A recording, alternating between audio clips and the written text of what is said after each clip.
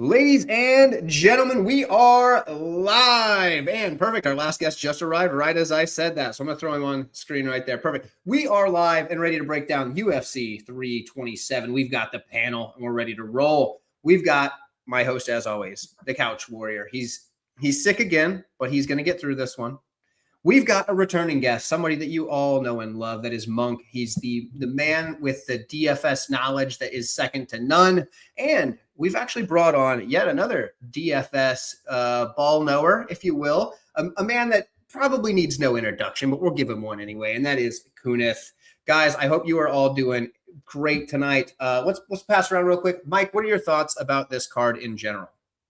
I think it's a great card from a watching perspective. I think it's going to be a lot of fun. I think a lot of the matchups are really interesting.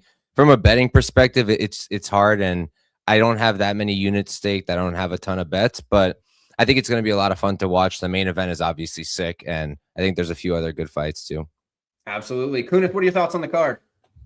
Yeah, I think the matchmaker's cooked. Having Kelvin Gastelum be the biggest favorite on the card lets you know that they were doing something right. They put a lot of thought into it, and I appreciate that. I hadn't even put two and two together that's crazy, but that is kind of crazy that Kelvin Gastelum. That's wild. What a wild thing. Monk, what are your thoughts on this card, man? What's up, guys? Thanks for having me back. Yeah, like he said, if Gastelum's the closest favorite, man, last week we had like -18, -14 past couple weeks, so we got some banger fights and some really close odds. It should be fireworks. I'm really excited for it. Absolutely. And I will let you guys know that I've watched a lot of people's videos so far this week already, or at least listened to them while I'm working, and realized that I'm on the opposite side of most people. So this is going to be a nightmare for me probably. So we'll see how it goes. But without any more wasted time, we can introduce whoever's here in the chat. We got Jack Russell, who's looking forward to this one. And that's the first one. So everybody jump in the chat. And, give us your thoughts or all that good stuff. Let's talk about the first fight. The first fight is a welterweight matchup between Chuck Buffalo, Charles Radkey. He's taking on Francisco Praau. I think we ought to start this one off with the Couch Warrior himself. Let him get his voice warmed up here. What do you got, Mike? Yeah, I don't know how much more I can rant about Praau moving up to welterweight. I just want to know who told him to do this. I feel like they're like playing a practical joke on him because it probably would have been smarter to go down first. You know, he's 23 years old. Like, I get it. As you get older, it's harder to cut weight. But did you have to do it now? And you're so small. And I just think he's going to struggle in the weight class. I think this is a winnable fight, Radkey, because Radkey's not really using his range. He's not a long-rangey striker. He's using a lot of hooks. Prado's going to crash the pocket. Prado's pretty durable so far. And I think that if he survives those big shots, I think he's going to be competitive. He's probably going to throw more. I think he might be even a little bit cleaner than Radkey in the striking. And then, like, the grappling should be interesting. Prado's been surprisingly strong in the grappling. He's put up a decent fight since moving up to welterweight. He was able to take down Matthews. He looks pretty strong in the clinch. So I think realistically, Radkey probably just takes him down and he's just stronger and more physical. But I think Prado's a live underdog. I didn't bet it, but the decision numbers are crazy. Plus 900. I think those are interesting because I don't think he's necessarily going to finish Radkey, but I think he can win the fight. And also, fight goes is like plus 130. So it doesn't make a ton of sense, that line. But I'll pick Radkey for the show. Fight goes is an interesting look for sure. Considering, Praau is very durable. So, I mean, that makes a lot of sense. And, like, even if you think Radkey's going to win, tough guy like that. So, Kunath, what are your thoughts on this matchup? Do you echo Mike's sentiment or do you have a different opinion? I like Radkey here. I think when you look at the way that Radkey's been matched up in the UFC, it's been very high and low, right? He's gotten matched up with fighters like Gilbert Urbina, very low. And then they're like, all right, Carlos Prates. And maybe we all didn't know what we were looking at right away when Carlos Prates fought him, but that's not a loss that anybody's worried about, right? And then he fights, who was it? Matt Semmelsberger. Ends up beating Matt Semmelsberger. Okay, get Mike Malott. I don't know what you guys think about Mike Malott, right? Like, the room might be kind of split on Mike Malott, but I think he's a tier above some of those other guys. And then you give him Daniel Frunza, who looked like he was struggling, right? He's going to struggle at the UFC level. He struggled against Reese McKee. So the matchmaking has been kind of up and down. I think this is another down spot for him. I don't think Francisco Praau is polished enough to be super competitive in the UFC. I think that he's a tough guy. I think he's physical. But like Mike was mentioning, kind of giving up a little bit of size. I didn't see him being a huge 155er, right? So I think Chuck Buffalo's physicality, his preparation, I think that Camp's going to come in with a good game plan like they always do, those guys out of Chicago, and he's just going to be able to take him down and kind of control him and win the fight that way. I wouldn't be surprised if he subs him late.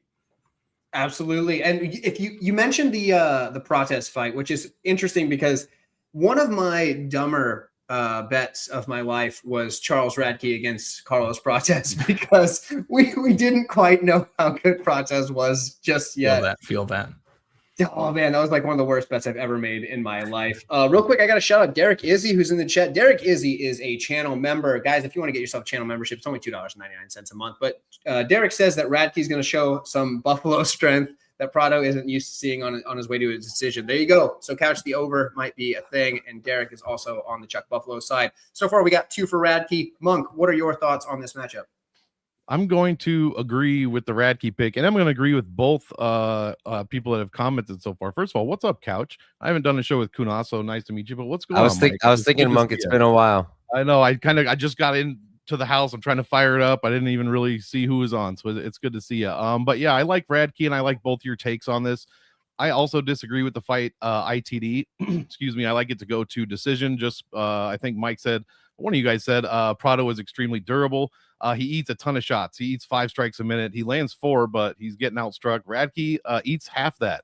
He also lands about 3, less than 3. So he's not landed as much. He's hitting with more power, it seems like. But the big thing is that you guys mentioned is that strength of schedule. Neither guy's beaten anybody that's really any good. And only Radkey has lost to the upper echelon of the division. Not Mike Malott per se. I do agree with Kunath. He's a level above, but like Prates, he's losing to those guys. So I mean, Prado's out here losing to Zellhuber, who is not panning out. Let's give him another 45-year-old guy to see what he can do against. But loses to Jake Matthews, loses to Veretennikov, who's been highly unimpressive in my opinion. So I just think Praau, too many holes in his defense, and he doesn't do enough offensively where Radkey will mix it up, man. He'll mix up the takedowns more often. His control time, he controls 98% of the grappling time he's ever been in, which equates to over one half a round per 5 minutes of fighting. So that's really good. He's got lots of weapons, and he fights like a crazy man half the time. So I think if there's going to be a finish, it's probably going to be Radkey late, but I do like the decisions as well. Fair enough. Okay, well, then I'll make it 4 for 4 for Radkey because I think he's one of my more confident plays on the card. And I know that a lot of people are like, oh, Radkey's not this good, not this, whatever. But then again, take this with a grain of salt because I'm also the guy that bet Radkey against Carlos Prates. So, don't take anything I say too serious on Mr. Chuck Buffalo. I don't know what it is that makes me – I think I picked him in every single fight. Maybe not the Malott fight, but I think I might have. Somebody that watches my videos more closely than I remember them can tell me, but I might have picked him in every single one of his UFC fights. So I don't know what's going on here. But yeah, I think he's going to win. I feel pretty confident in him. He was one of my early, this guy is like somebody that stood out to me early when I looked at the card. And then as I went back and did the tape, felt a little bit better about it too. And Praau was a guy that I kind of got off the train on, probably a little late, but the Veretennikov loss, like, man, that's just like, you can't I know Couch is a big Veretennikov guy, but not anymore, bro. Not after the Puna fight. I'm out. You're out? Okay. Well, there you go. That's where I draw the line. That was just no dude. More. I was thinking Nico Price could beat Veretennikov. That's how bad I was, or how low I am on Veretennikov. I didn't bet him in that one, Nico Price, but at the same time, it's one of those. So yeah, 4 for 4 Chuck Buffalo, and then we'll get this card rolling on to the next one. We got to shout out Danny though. What's up, Danny? Glad you made it. Appreciate you tuning in. Hope to get some opinions from you on this next fight here. We've got the biggest favorite on the card, Kelvin Gastelum. He's taking on Vicente Luque. Now this is an interesting one because they're both at 185 pounds. Kunath, we're gonna have you start this one off. What are your thoughts on the big favorite? I think this is right place, right time for Kelvin Gastelum because the Vicente Luque legendary durability is gone now. It was cracked a while ago, right? He had the wars, but he was able to overcome a lot of those spots. You remember like the legendary fight with Brian Barberena, but when he got cracked by Jeff Neal, that kind of looked like the beginning of the end.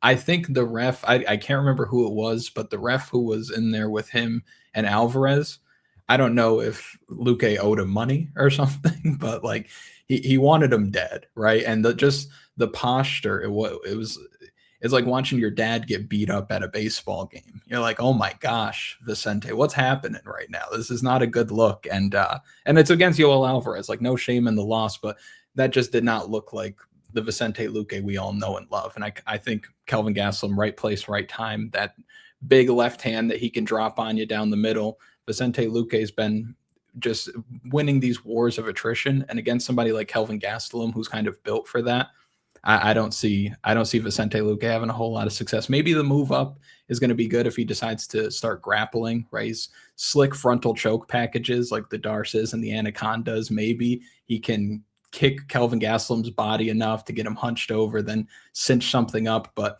I think that's I think that's not going to happen in most runouts. I think what's going to happen here most likely is that Kelvin Gastelum has bigger moments, ends up winning the rounds as a result, and probably wins on the scorecards by just stunning, wobbling, and just having better optics throughout most of the rounds.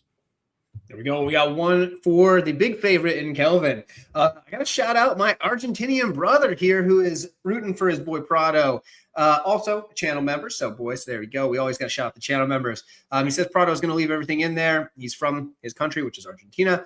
He's not the type to back down. He's been training hard and he's prepared for any situation and he believes. Now, let me tell you this, guys. I don't know if you know, but Praau's foundational style is listed as street fighting. So if that tells you anything, the dude's at least grown up tough, right? So, hey, shout out to your boy. Shout out to Praau. I don't think he wins this one, but if he does, I'll definitely be happy that you got your boy getting a win. It's like the Bobby Green hood, fight style hood.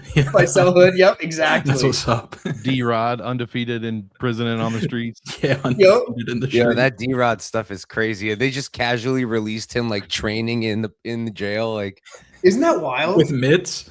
Yeah. It's crazy. Like that's TV in the background. They're chilling in there. You can, like I've had buddies have to go to prison before and they still can train. So they come out and fight still. So it's a thing. You can do that. So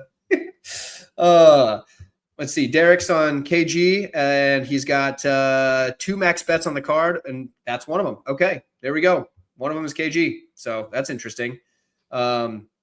And we'll move right on in here in a second, but my brother here is saying that he's staying away from this one. He feels like Luque is still a bit dangerous, but durability isn't there anymore. Yeah, I mean, I agree with that one. He's going to sit back and enjoy it with a beer. I'll crack open a root beer and enjoy it along with you, my friend. So, Monk, what are your thoughts on Gastelum Luque?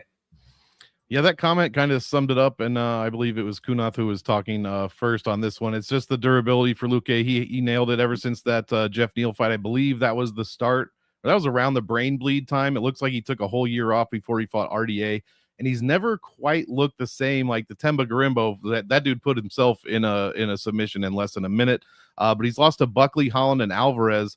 Buckley's fine. Alvarez's losses are fine. The Kevin Holland one is interesting. He got subbed a little quick for me, and everyone knows Kevin Holland's kind of been on a bit of a downturn lately, which is unfortunate.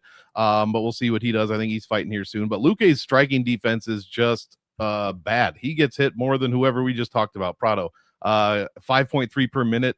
He's not, doing much in the way of takedowns. He's getting out controlled overall. So you kind of know what he's going to do. He can land shots. He lands almost 5 a minute, and he's going to submit you, right? So that's what you have to look out for. You can't just attempt these silly takedowns on him. And Gastelum's probably not going to do that, right? He is somewhat durable. I know he's been knocked down a few times. He's never been knocked out though. He's never been TKO'd. Only finishes or submissions, which if this was 3 or 4 years ago, I'd be a bit worried about that for sure. But yeah, I've got to go with KG here. And even at middleweight, guys, watch the weight show on Friday. He's notorious weight misser. He just weighed in at like 191, I think, against Stoltzfus.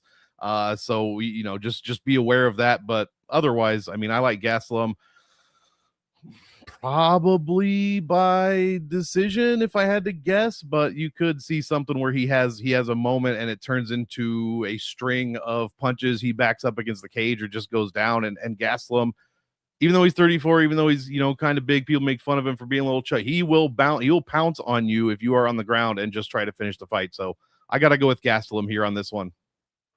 Yeah, likewise. Seems like so far we've all been agreeing for the most part. I think Gastelum's probably going to knock him out. Actually, I think it's going to be one of those things where Luque doesn't want to get in a firefight with Gastelum, and he's going to have a heck of a time taking him down. He's not going to knock him out. I mean, you're not going to knock out Gastelum. The dude, I mean, it helps he doesn't cut weight. So, I mean, it makes it pretty easy for him to take a punch. But yeah, I'm going to say Gastelum, even if whether he comes in on weight or above, the dude doesn't cut much. So he can probably eat the shot. He can probably come forward. He can probably throw back. And when he starts throwing back, I don't think Luque is going to be able to take it. And I don't think he's going to be able to go to his grappling to bail him out. So Gastelum, probably a knockout in the first, honestly. Couch, what are your thoughts? Is this fight at 185 because Kelvin's just done cutting weight? Probably. I think Luque is moving up too because he thinks maybe the less weight cut probably helped the brain thing, but I don't know. Yeah, it's so crazy. I'm not really interested in this fight, honestly. Like, am I gonna bet what is Gastelum now? -275. Am I gonna lay -275 on Kelvin Gastelum, who can't even be bothered to train? Like, no, I'm not gonna do that, even though I think he is gonna knock out Luque. But do I want to put money on Luque? Like, kind of, but not really. Plus 250 is tempting. He's still very skilled, but I kind of think his body's done, so I don't really want to lose money on him either. I'm gonna pass. It'll maybe be a good fight. I think it will be, but I'm not super interested in it from a betting standpoint. Heard that, brother. Shout out to Jake Gerber, my guy. He's in the chat saying what's up. He's saying that he thinks Gastelum gets it done as well. Jake, dude, good to see you, my friend. We'll have to get you back on here soon. It's been way too long. It's been like a year and a half, 2 years, something like that. Way too long. So we'll get you back on here soon, my brother. Yeah, we can move on to the next one. We're all so far lockstep, which is surprising the heck out of me. So that's good. We're moving on to the next one, though, and we have Markel Maderos taking on Chris Padilla. We get a lightweight matchup here. Padilla's being a sneaky fella and getting all these wins as an underdog, and I know that, you know, Couch notoriously hates him, but I know that's not actually true. I do not hate him, bro. I don't. When I hate a fighter, it's super obvious because I start ranting and I can't shut my damn mouth. I don't rant about him, okay? Except now. Fair. But yeah, I have a few fighters I do actually dislike, and you know, it's very obvious when I dislike a fighter. But Maderos versus Padilla. Monk, why don't you kick this one off and let us know what you got? Yeah, this one likely to go to a decision. I know that's the line, but I completely agree with it. Markel Maderos has been to many a decision in the UFC, undefeated in the UFC so far, and he is being built up decently, right? He's got a DWCS fight, Quinones, Hubbard, Choinsky, so maybe not, maybe not be going up slowly. He might be kind of on the same ladder rung for a minute, but this Taco fight is definitely a step up because Taco just finished Bonfim. 9.5 minutes. He's beaten, Jai Herbert, Rongju. He's the guy, kind of the guy that's slowly going up the ladder a little bit. And he's been pretty impressive to me overall. He's landing about 5 strikes a minute. Maderos, though, doesn't get hit as much as Padilla does. More than a strike a minute less than Padilla gets hit. And I just like his striking defense overall. He's got a great accuracy at 56.8%. Not really so much. He hasn't either attempted or he has not completed a takedown. Looks like he has attempted. Looks like 5 against Quinones and 1 more after that, but none completed. Little bit of grappling time he's giving up, but if he can stay on the feet, this is likely to be a decision fight with Padilla. I just think Padilla is probably a little bit more chaotic. If I had to choose a side for chaos, it's going to be Taco. But I think Maderos is, we haven't seen him up against somebody decent yet. And so I'm kind of excited to see how he deals with a step up. I think he's pretty good.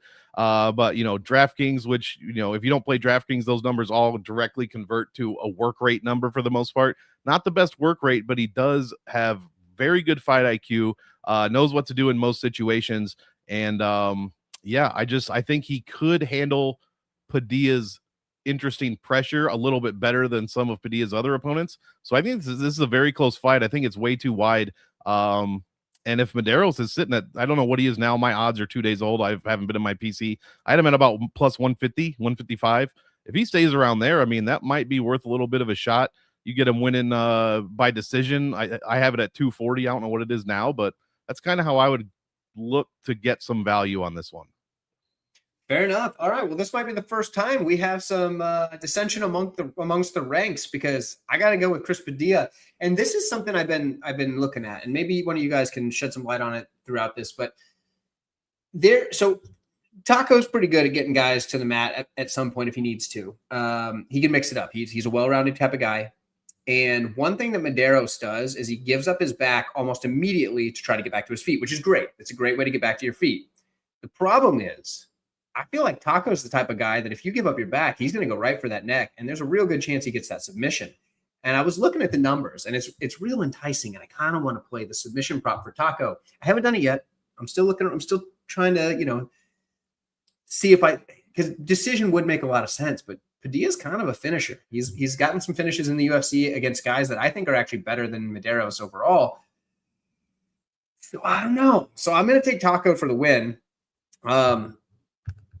We got Taco. He's made him good money. Fights for your money. Yeah, all that's true. And he wants the bonus for his mom's house. There you go. So yeah, I mean, like, by my opinion, I think Padilla's he's the type of guy that's going to fight to a good game plan, and I think he can do that here to win this fight. But I do think it's a competitive fight. I think it's close, and it's not one that I think it's crazy to take the shot on Maderos. Couch, what are your thoughts? Excuse me. I still like Maderos here. I like the plus money. You're getting the younger guy, the more athletic guy, the faster guy, the cleaner striker, the more accurate striker. And with Padilla, it's like I feel like everybody talks about him like he's like pressure constantly, but he isn't always. He's not always like moving forward and always backing guys up. Like that's not entirely his game. And like he is a solid wrestler. I think he's a good grappler once it hits the mat. He's got good jiu-jitsu for sure. But like I don't think he's an amazing wrestler either. And I think Maderos does have pretty good takedown defense. Like we saw it on the Contender Series. That guy he beat Isakov or whatever it is. He's a good fighter too. He's just gassy. He stuffed those takedowns, and yeah, he's been giving them up here and there. I know that the Hubbard fight isn't a great look, but Hubbard's one of those vets who does this from time to time, gives prospects tough fights, gets wins over guys that people don't expect him to beat. And I think that it's an okay fight early in your career to be kind of close, and if people think you lost it, whatever. But with Padilla, I feel like Padilla's going to be coming in. I feel like he's going to be getting countered. I feel like in the Bonfim fight, he was kind of getting lit up until Bonfim just fell apart. I don't know what was wrong with Bonfim there. He missed by like 6 pounds, which is unfortunate to say the least, and then just collapsed. He was like looking at the clock, but he was looking very good, Bonfim, early. Padilla didn't really have an answer, and then once he started to fall apart, then he picked it up. Also, I like the move for Maderos to MMA Lab, and yeah, I'm having a hard time getting my thoughts together, so I'll end it there, but I like Maderos. Fair enough. All right. 2-1 so far. Kunath, what side are you on? I just know that Mike confirmed that he hates Taco. Yes, that's yes, he has. Like, I'm out of here, bro. You guys are because of this, I'm gonna end up on his Instagram again on his story. That was terrible, bro. That was a terrible experience. No, Chris, don't do it. Don't do it. No, you guys said a lot of good things. So, Monk, you mentioned like plus 155 last time you saw it, and I'm seeing it around like plus 130 to plus 140. So it's starting to come back a little bit.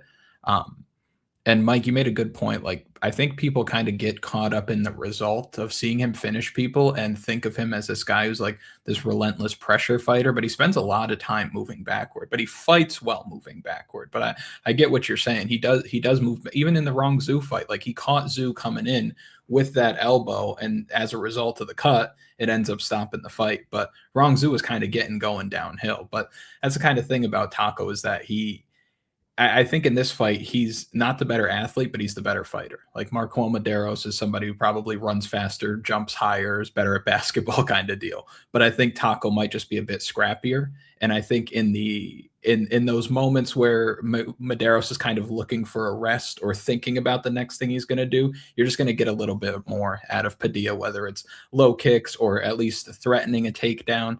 I don't think he finishes him here, but I think he just gives you more to look at.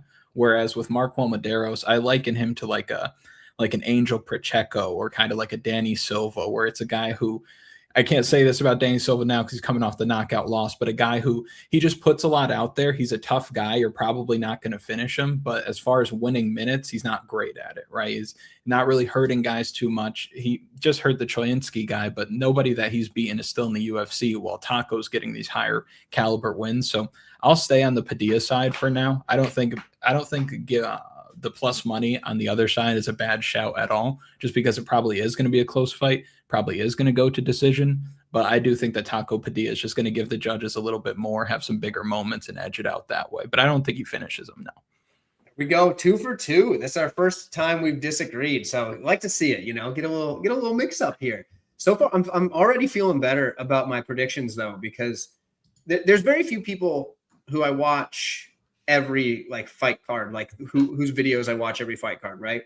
And honestly, I'm actually not watching. I'm usually just listening while I'm working.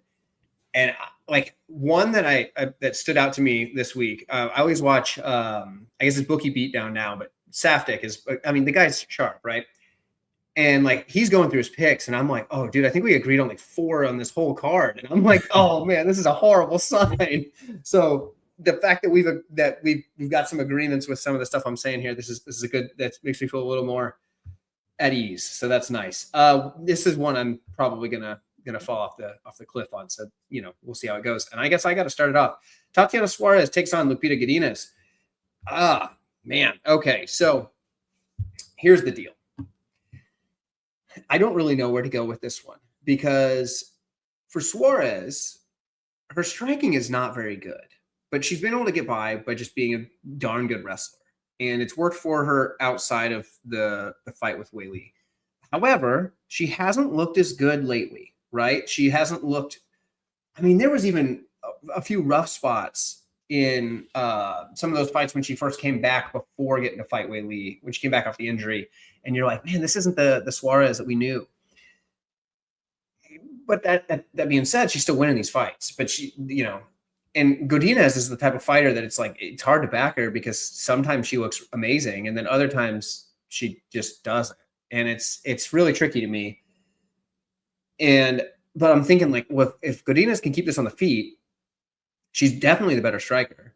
And like, she's got pretty good wrestling, but like, I feel like she's going to be forced to play the game plan that is good for her, right? Because I don't think she's going to willingly like accept takedowns and try to play jiu-jitsu off her back. That would be crazy even for Luque. I don't think she's going to be like, I'm going to jump guard and try to play off my, like that's beyond it. So, because sometimes you like with Luque, it's either she'll not shoot the takedown and just want to strike with someone when you're like trying to pull your hair out, thinking like, what are you doing? Take this person down. But she's not the type that's just like, let me play guard.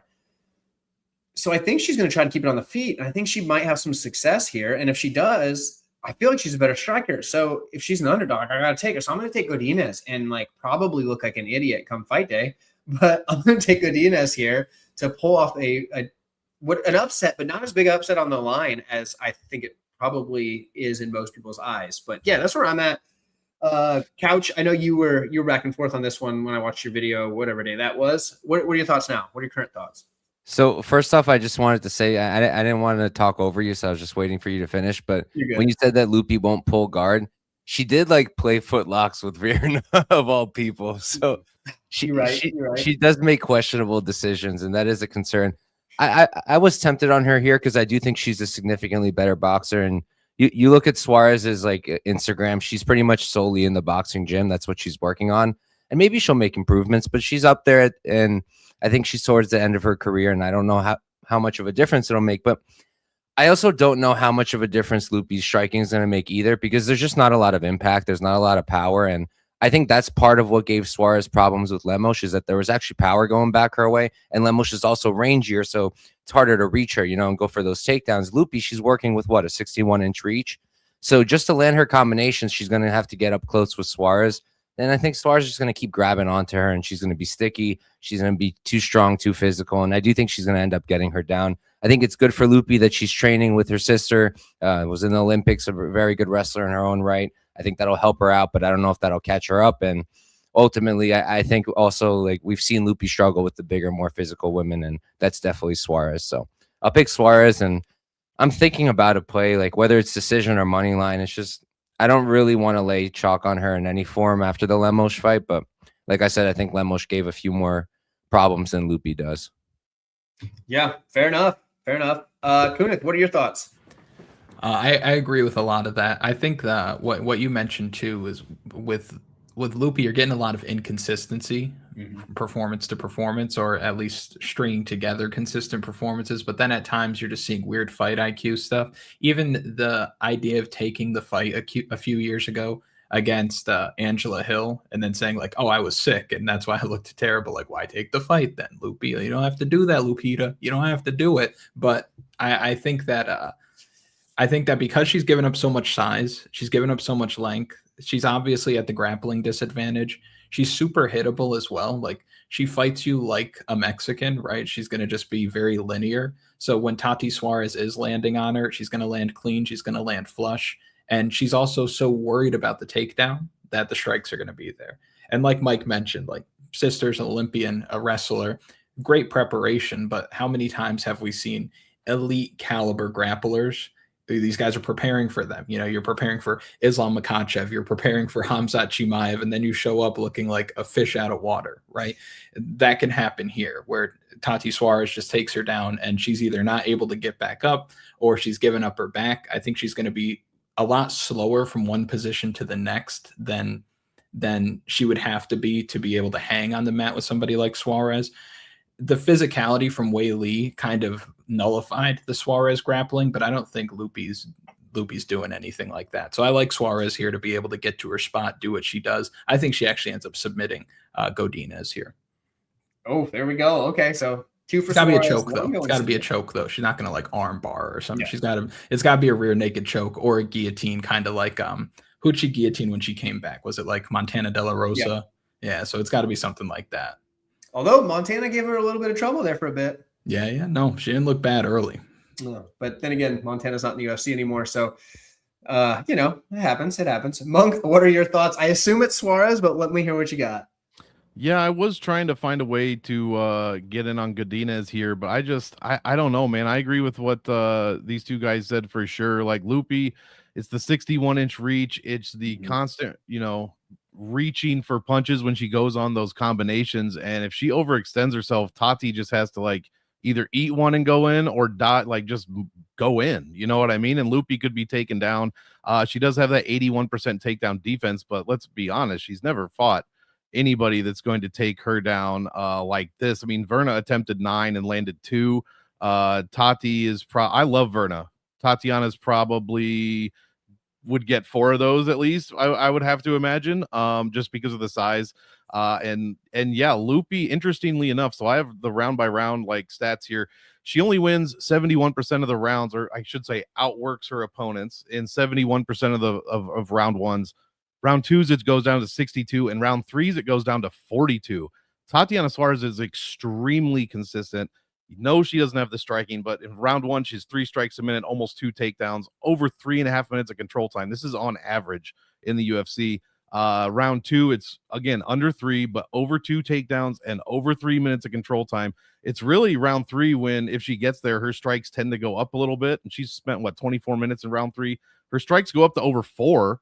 Takedowns go down, but the control time is still 2.5 minutes. Like, if Lupe gets caught in any of that, and I don't see how she's not going to get caught in any of that, this is just a clear Suarez decision. And like Kunath said, I mean, that's very interesting. The sub prop here. I mean, I had it at plus 400 a couple days ago. It's probably, if I had to guess, it'd probably be there or a little bit lower. That could be an interesting look here. And I really like Gadinz, but like you guys said, it's the inconsistency. It's the somewhat hot start in the first round, and then it kind of falls apart a little bit as minute by minute. So I'm gonna have to go with Suarez. If Lupe beats her, I will definitely reconsider how I'm ranking these women in this weight class, but I gotta go with Suarez for now. There we go. I had a feeling I was gonna be on an island on that one, but that's all right. But also for everybody that's watching this right now, if you just heard the way that Monk was rattling off those numbers, gorgeous, and all that, gorgeous. That was masterful. I was waiting to jump in, like, oh, I love that. I wasn't that all day. Like, that's Monk treats MMA like a math problem, and that's why he's so gosh darn good at DFS. I've linked everybody's stuff down in the description, of course.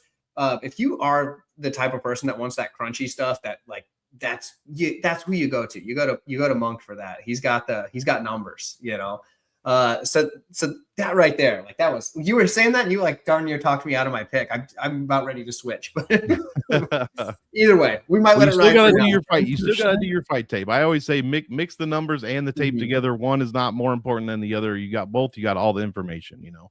That's true. Some people just win. Like even if the numbers don't suggest it, they just win. So, or just lose. Some people they just know how to drop the ball. So, yeah, it happens. But we can move right along. Thankfully, I am not first on this one. We have Maderos Gamrot taking on Esteban Rivovich. Now, this fight is another interesting one, and my boy Seb is going to probably be on the side of Rivovich since it's another Argentinian. But Couch, what do you got? Sick fight. This should be a really good one. Relatively binary. I see a lot of people comparing it to the Dan Hooker fight, and like I can understand it to the point where like Rivovich will be like high output and push a pace, but I think Hooker was kind of a problem also because he's long and rangy, kind of like what I was talking about in the previous fight, because he's long and rangy, so he was a little harder to reach. He can touch him from further away, and he was also threatening those front chokes, and those actually made a really big difference for him. And you saw he did it again against BSD, and once he started stuffing a few takedowns with it, the live line started to come in, and then the moron started wrestling for some reason. But regardless, different fight. But I think he was a little bit tougher of a problem for Gamrot than Rivovich is, and I think that Rivovich also has a little bit less power than somebody like Hooker to scare Gamrot away. Also a much shorter reach. He's got a pretty short reach, and just to start landing and get his combinations going, he's going to have to crash the pocket. He's going to have to get close, and that's going to let Gamrot grab him and hold on to him and take him down. And Gamrot's wrestling is so good. Like, I know some people don't like watching the grappling, but like his stuff is really impressive and the things he does. And yeah, his control isn't the best, but he can chain wrestle for days. And if he can get you on his back, like he could be a problem. And I also think that, you know, we talk about the big cage and how generally the big cage would benefit a striker and a striker versus grappler matchup because they can move around and it's harder to find them. But in this particular matchup, I feel like it favors Gamrot because with Rivovich, I think that if you take him down in the open mat, he struggles. That's when you see him get stuck on his back a little bit, and that's when you see him struggle to get back up. When he's against the cage, he's very hard to hold down, and he pops back up. But here, Gamrot's going to have a lot more open mat to work with, and Rivovich is also a guy who doesn't use his footwork like to laterally. I mean, he just comes forward. He's going to be chasing Gamrot. So, yeah, I lean towards Gamrot. It's hard to get to the money line at this price when, you know, if I'm holding a minus 190, minus 180 ticket and we're at round 3 and Gamrot is probably going to be huffing and puffing a little bit and Rivovich is an absolute dog and he's going to be ripping to the body and it's going to be stressful and my hair's already thinning, so I can't do that. So I'm probably just going to stay away. I thought about the decision too because I don't really think Gamrot's going to finish him, but I just don't know if there's like enough meat on the bone. It's like plus 100 for the decision. So I'll probably just watch. I like both guys and I think it's a good fight, but I'll pick Gamrot. All right. I like it. Kunath, what do you have for thoughts on this? I'm a sucker for a crazy person. Let me tell you. And Esteban Rivovich is a crazy person, right? I hate the control or lack thereof from Maderos Gamrot. The volume takedowns are volume takedowns because he can't keep anybody on the mat. You would think somebody who is grappling that much is attempting more submissions in the UFC. And he's just not. And it's because he's not really getting to his spot. He's not controlling guys. He's not really threatening finishes. Like I think the most recent finish was the fluky, what was it? The injury to Fiziev, right? But outside of that, he hasn't been lights out. And even in these performances where he is getting taken down, like in the in-between, when he's on the feet, RDA's lighting him up, right? I think, or we saw Jalen Turner hurt him. He gets wobbled. He gets hurt all the time, even when Charles Dubronx was touching him. And mind you, the narrative going into that fight all week was Charles Dubronx has no chin. If Gamrot starts swinging, he's going to land. He's going to hurt him. As soon as Charles Dubronx landed on him, you just see him retreating immediately. I think Esteban Rivovich is one of these guys who his activity is so high no matter where he is. He gets stuck on the mat. He's moving. He's pushing your head down. He's twisting back and forth, and he's just going to keep working. And he also strikes me as one of these guys who can like breathe out of his butt kind of deal, right? Like if Gamrot starts locking something up, he's threatening a choke, you have to kill him, right? And we haven't seen Gamrot kill anybody, right? You have to kill somebody like Esteban Rivovich, and I think on the feet he's just going to touch him up. And even if he doesn't have the biggest power, if he doesn't have that big stopping power, I think that Gamrot chin is flimsy at best. We've seen it threatened or rocked or wobbled so many times that I think Esteban Rivovich, just with that volume, just touching him, I think he's going to get him out of there maybe late, like in the third round. And even if he doesn't, with the way that the promotion's trying to go, with the way that judging has gone, if Esteban Rivovich is spending at least 2 minutes of the round on his feet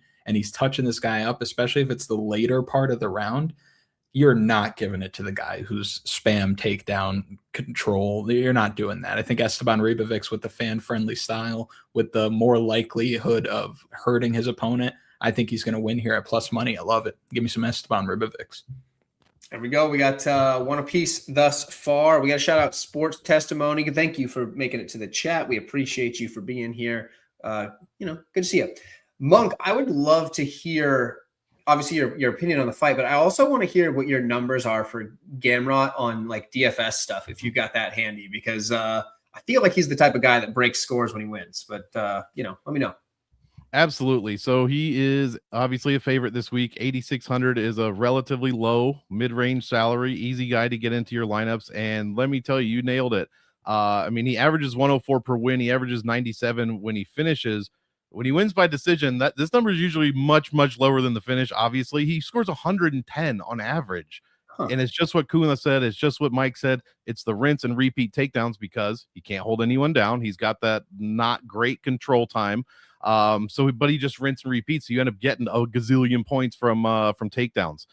So I do love this fight for DFS, strategy. GPPs get it in there, but I am echoing Kunath's sentiments here. I am so biased towards Esteban Rivovich. I freaking love this guy.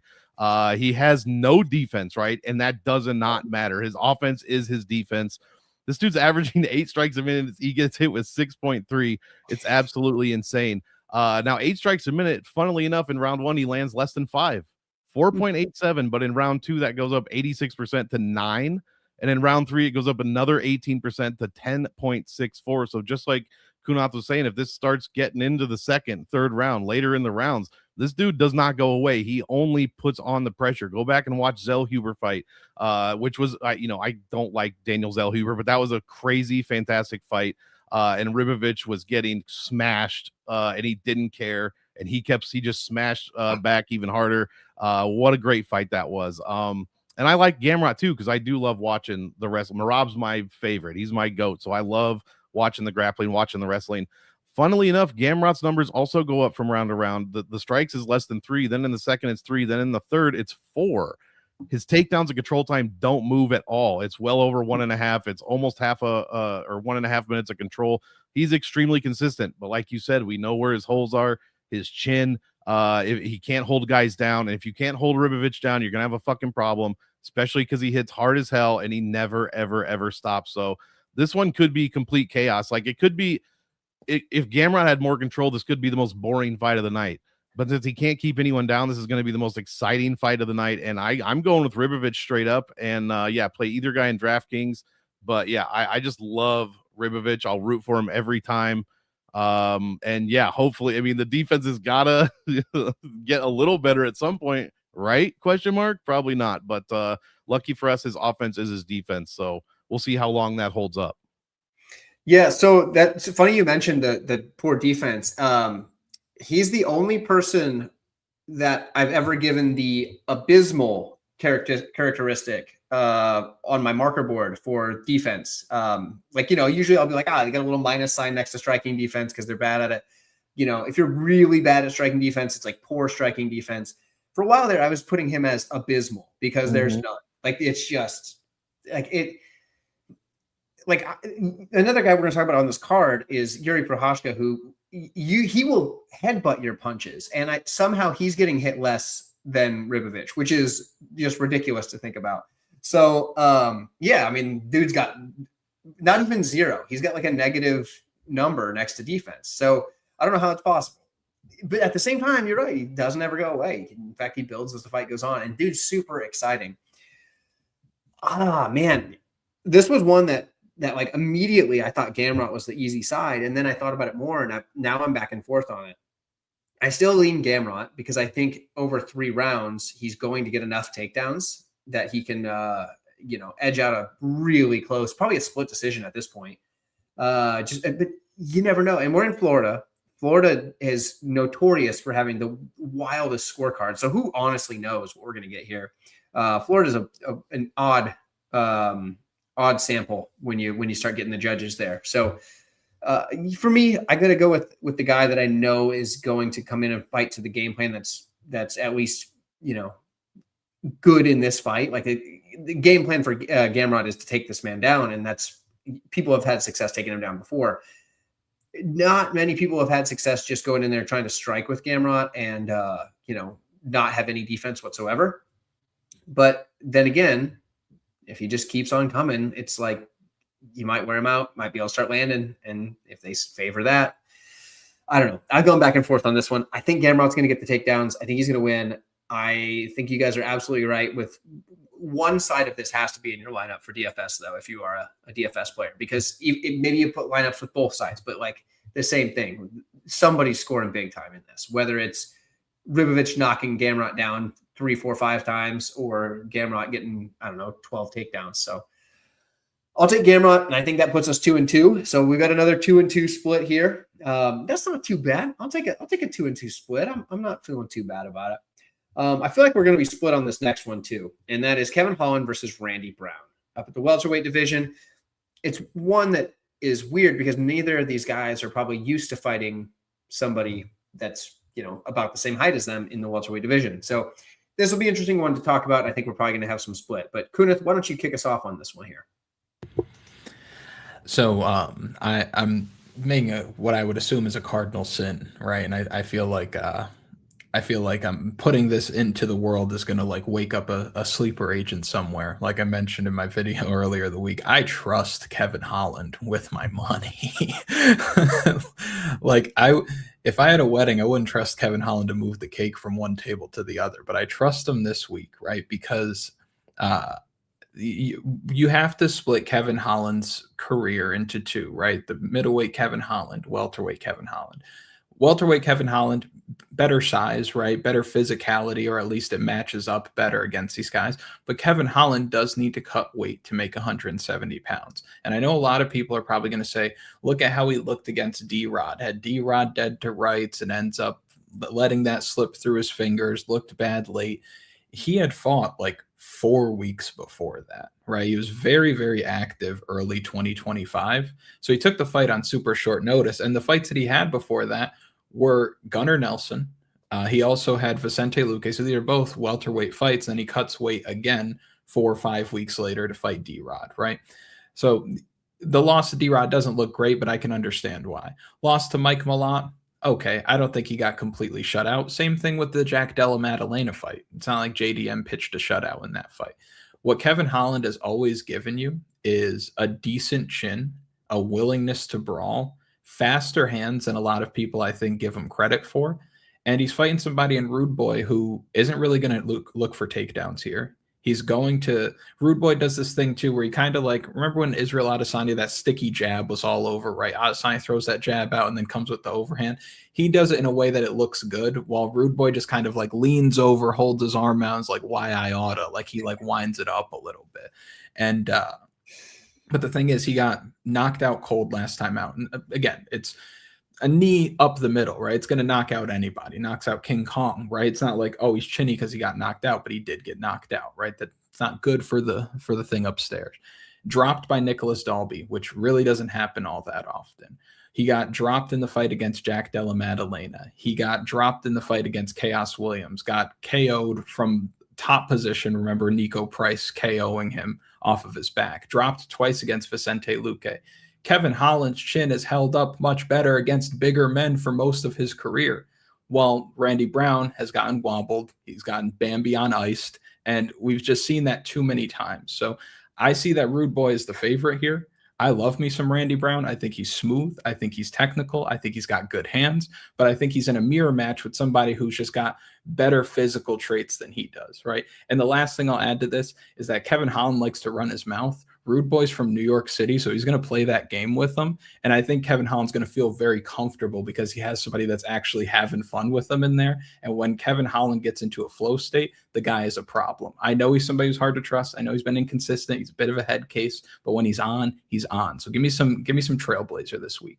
There we go. We got one for Holland, and we've got Random B in the chat saying that they're also with Holland. So there you go. That guy's right. That guy's right. Hey, there you go. That guy's on to something, huh? All right, Monk, what are your thoughts on Holland versus Brown? Are you on the same side as Kunath? You know, this was weirdly in my head a 50-50 fight, and I just mean the fact that either guy could finish the other one at any time, not like they'd be neck and neck the whole time, right? But Kunath, I think you just convinced me. Like, the great points there. Randy Brown, yes, he did get knocked down by Dalby. The way he finished Dalby, I thought was very interesting. I don't think a lot of people do that to Dalby. I don't know if any have. I don't have his numbers in front of me at the moment, but it's very rare. And that was quite impressive. The loss to Brian Battle was not. The Bonfim, then he did beat Muslim Salikov, who that could be, a fantastic win. That dude is never going to die. If you take out his last fight against, was it Medic? But yeah, loses to Madalena. Other than that, he really hasn't fought a ton of great fighters, and I don't think Kevin Holland is like a great. I think he's an extremely good fighter, and I think this matchup is perfect for him. We had the problems with D-Rod because of what it is the weight cut. It was June 7th to July 19th. After that, it was Malat, who also is a guy that is very hard to kill. And people look at the Luque and the Nelson fight and say, oh, those guys are washed or they're old or whatever. And I would probably disagree with that. The win over Oleg Sacek at middleweight was great as well. And I just like him at welterweight, man. I mean, I still think this could go either way. Like, Brown could land the one shot, but like Kunath said, Holland doesn't have the chin issues that Randy Brown has shown pretty consistently. And much like who do we talk about in the female fight? Gadinz. We don't know what Brown we're gonna get. Sometimes this dude looks like a world beater, and sometimes this dude doesn't. He looks like he doesn't want to be there or doesn't know how to deal with certain opponents. And I think Kevin Holland is game for all of that. And I just think he probably has the advantages here. Like, the defense, the numbers are almost identical. Strikes eaten, strikes allowed. There's hardly any takedowns. There's not much control time. The defense is okay for both guys, but for Holland, it's a little bit better, especially overall significant striking defense. So I just got to go with Holland here. I think he can win the moments. Randy Brown's definitely live for one, but if you are trying to get an underdog bet, I know the line is pretty even now, but even if you're playing DFS, like, I'd rather have Holland. He's the better scorer all around. He's cheaper this week, and I don't know, man. I just think he can handle what Randy Brown is giving, and Brown, I could see him getting frustrated in there against Holland. He starts making mistakes, and all you need is one. No matter what you think about Kevin Holland, if you don't like him, you do whatever, you're a bad fighter. You make a mistake against Kevin Holland, you're going to pay for it. So I got to go with Kevin Holland here. Okay, so interesting, because you guys pointed out some really solid points. And like, when I was breaking this fight down, when I was going over my stuff, I had a lot of the same, like, this, very similar fighters, very similar as far as a lot of things, right? This, that, and the other. The thing. So you guys mentioned you really got to the physical attributes kind of, and how Holland's more durable, things like that.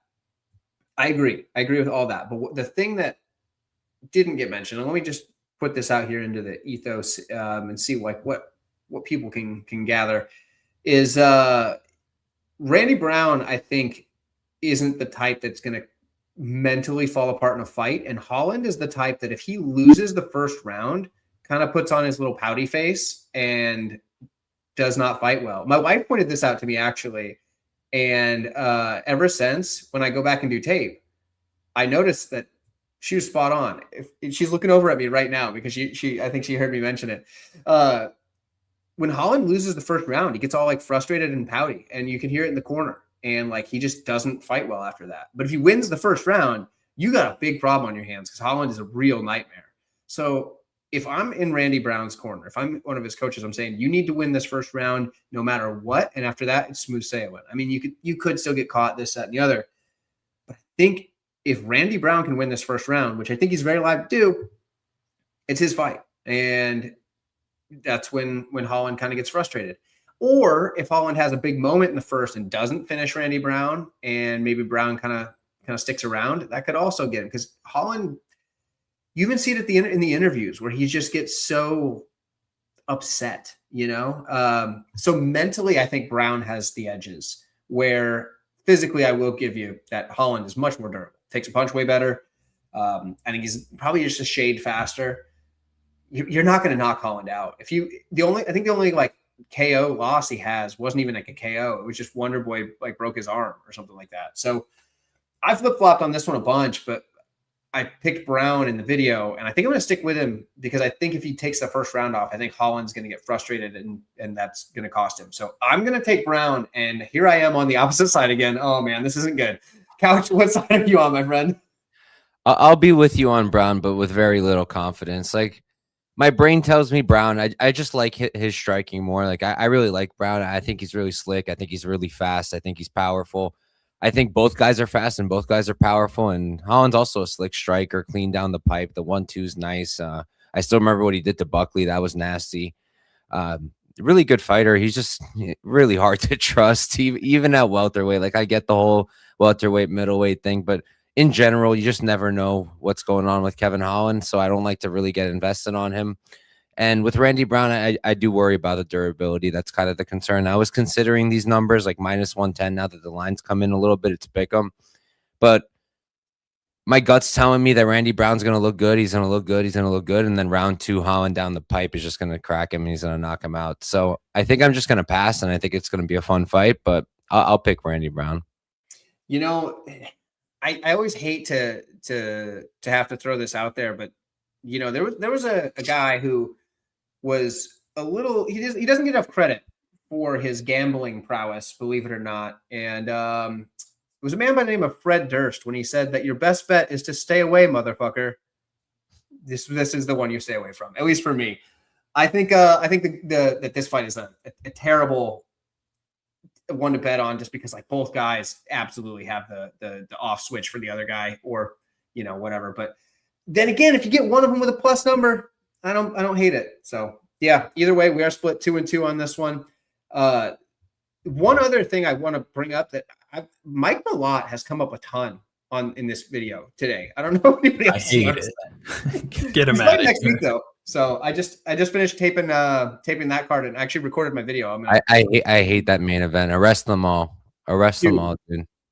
Okay, we'll move on to this card, the rest of the card here in a second. But next week's card in Winnipeg has so many debuting fighters. The amount of tape I had to because when I do my tape study for like UFC cards that are with people that I'm familiar with, I don't watch every single fight they've ever had. I watch, the last couple or fights that I think are applicable for the matchup.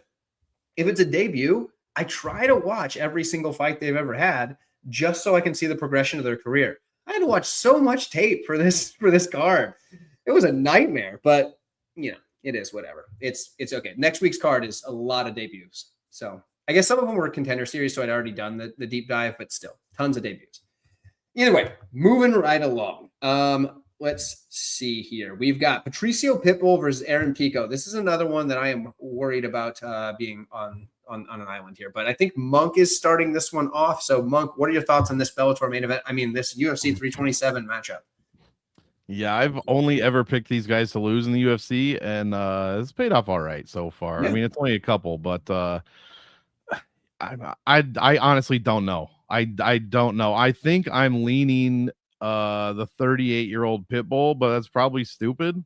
I don't know. I mean, he's very difficult to finish. So I'll say this: if you're playing DFS, get Pitbull in your lineup, right? You can play him in cash. If this goes to decision, he's 7K. He's one of the cheapest fighters on there. If it goes to decision, you get a 30-40 points. That's better than most are going to score at that range. Unfortunately, I only keep stats. Not unfortunately, I only keep stats for UFC. So I've got exactly one fight for Aaron Pico, and it obviously did not go well for him. I've got 3 minutes of stats here, so I kind of have to throw all of those out the window. So I've been doing my fight tape. Obviously, he can wrestle, he can strike, he's got power. He's only 29 years old, and Pitbull's the aging 38-year-old. Go back and watch the Ige fight though, and I don't really hold. I mean, Ige's fine. He's decent. When it comes to the wrestling, probably not so much. So you got the 5 of 9 takedowns there on Ige, and that's what he's going to have to do here against Pico to have any kind of chance. I don't even know why I picked him, to be honest, but I'm going to ride with it. If he can get even one takedown or just avoid getting like crushed on the feet, which I think he can, then this is going to be probably a rather boring decision. And I don't know, plus 285. This line just seems crazy, right? Like Pico coming off that performance, Pitbull coming off the other performance. This is too wide of a line, in my opinion. And we'll just see if Patrici gets hit with 4 strikes a minute like he's used to, then this might not look great, especially if he's not landing any takedowns. It's not going to go his way. Taking down Pico is going to be very difficult. Standing with Pico for Pitbull is probably going to be very difficult as well. So I'm going to go out on a limb. I'll pick Patricio in a very probably boring. If he wins, this is going to be a boring ass fight. Pico, I just don't trust yet, even though these are 2 Bellator guys. I just don't trust him yet here. I got to see more in the UFC, bottom line. So I'm going to pick Patricio. I've never bet this fight in a million years. I'm just going to watch it and see what happens. All right, call me crazy. I love Patricio here. I think he's going to either knock him out or guillotine him. 2 reasons. The way he fights, the way Patricio fights is frustrating for guys like Pico who are hyper aggressive, want to just get in there and exchange. And Patricio's the type of guy that he doesn't want to do anything. He wants to just sit back and wait for you to come in. And if you're going to try to rush that, he's going to hit you on the way in. And one thing I know about Patricio is that dude can crack. I mean, he knocked out Michael Chandler. Chandler's durable as heck. And that was back before he was, old and getting beat up in the UFC. Like this, that was a Michael Chandler that could go to war still. I mean, Patricio can absolutely knock people out. And Monk, you mentioned the durability of Patricio.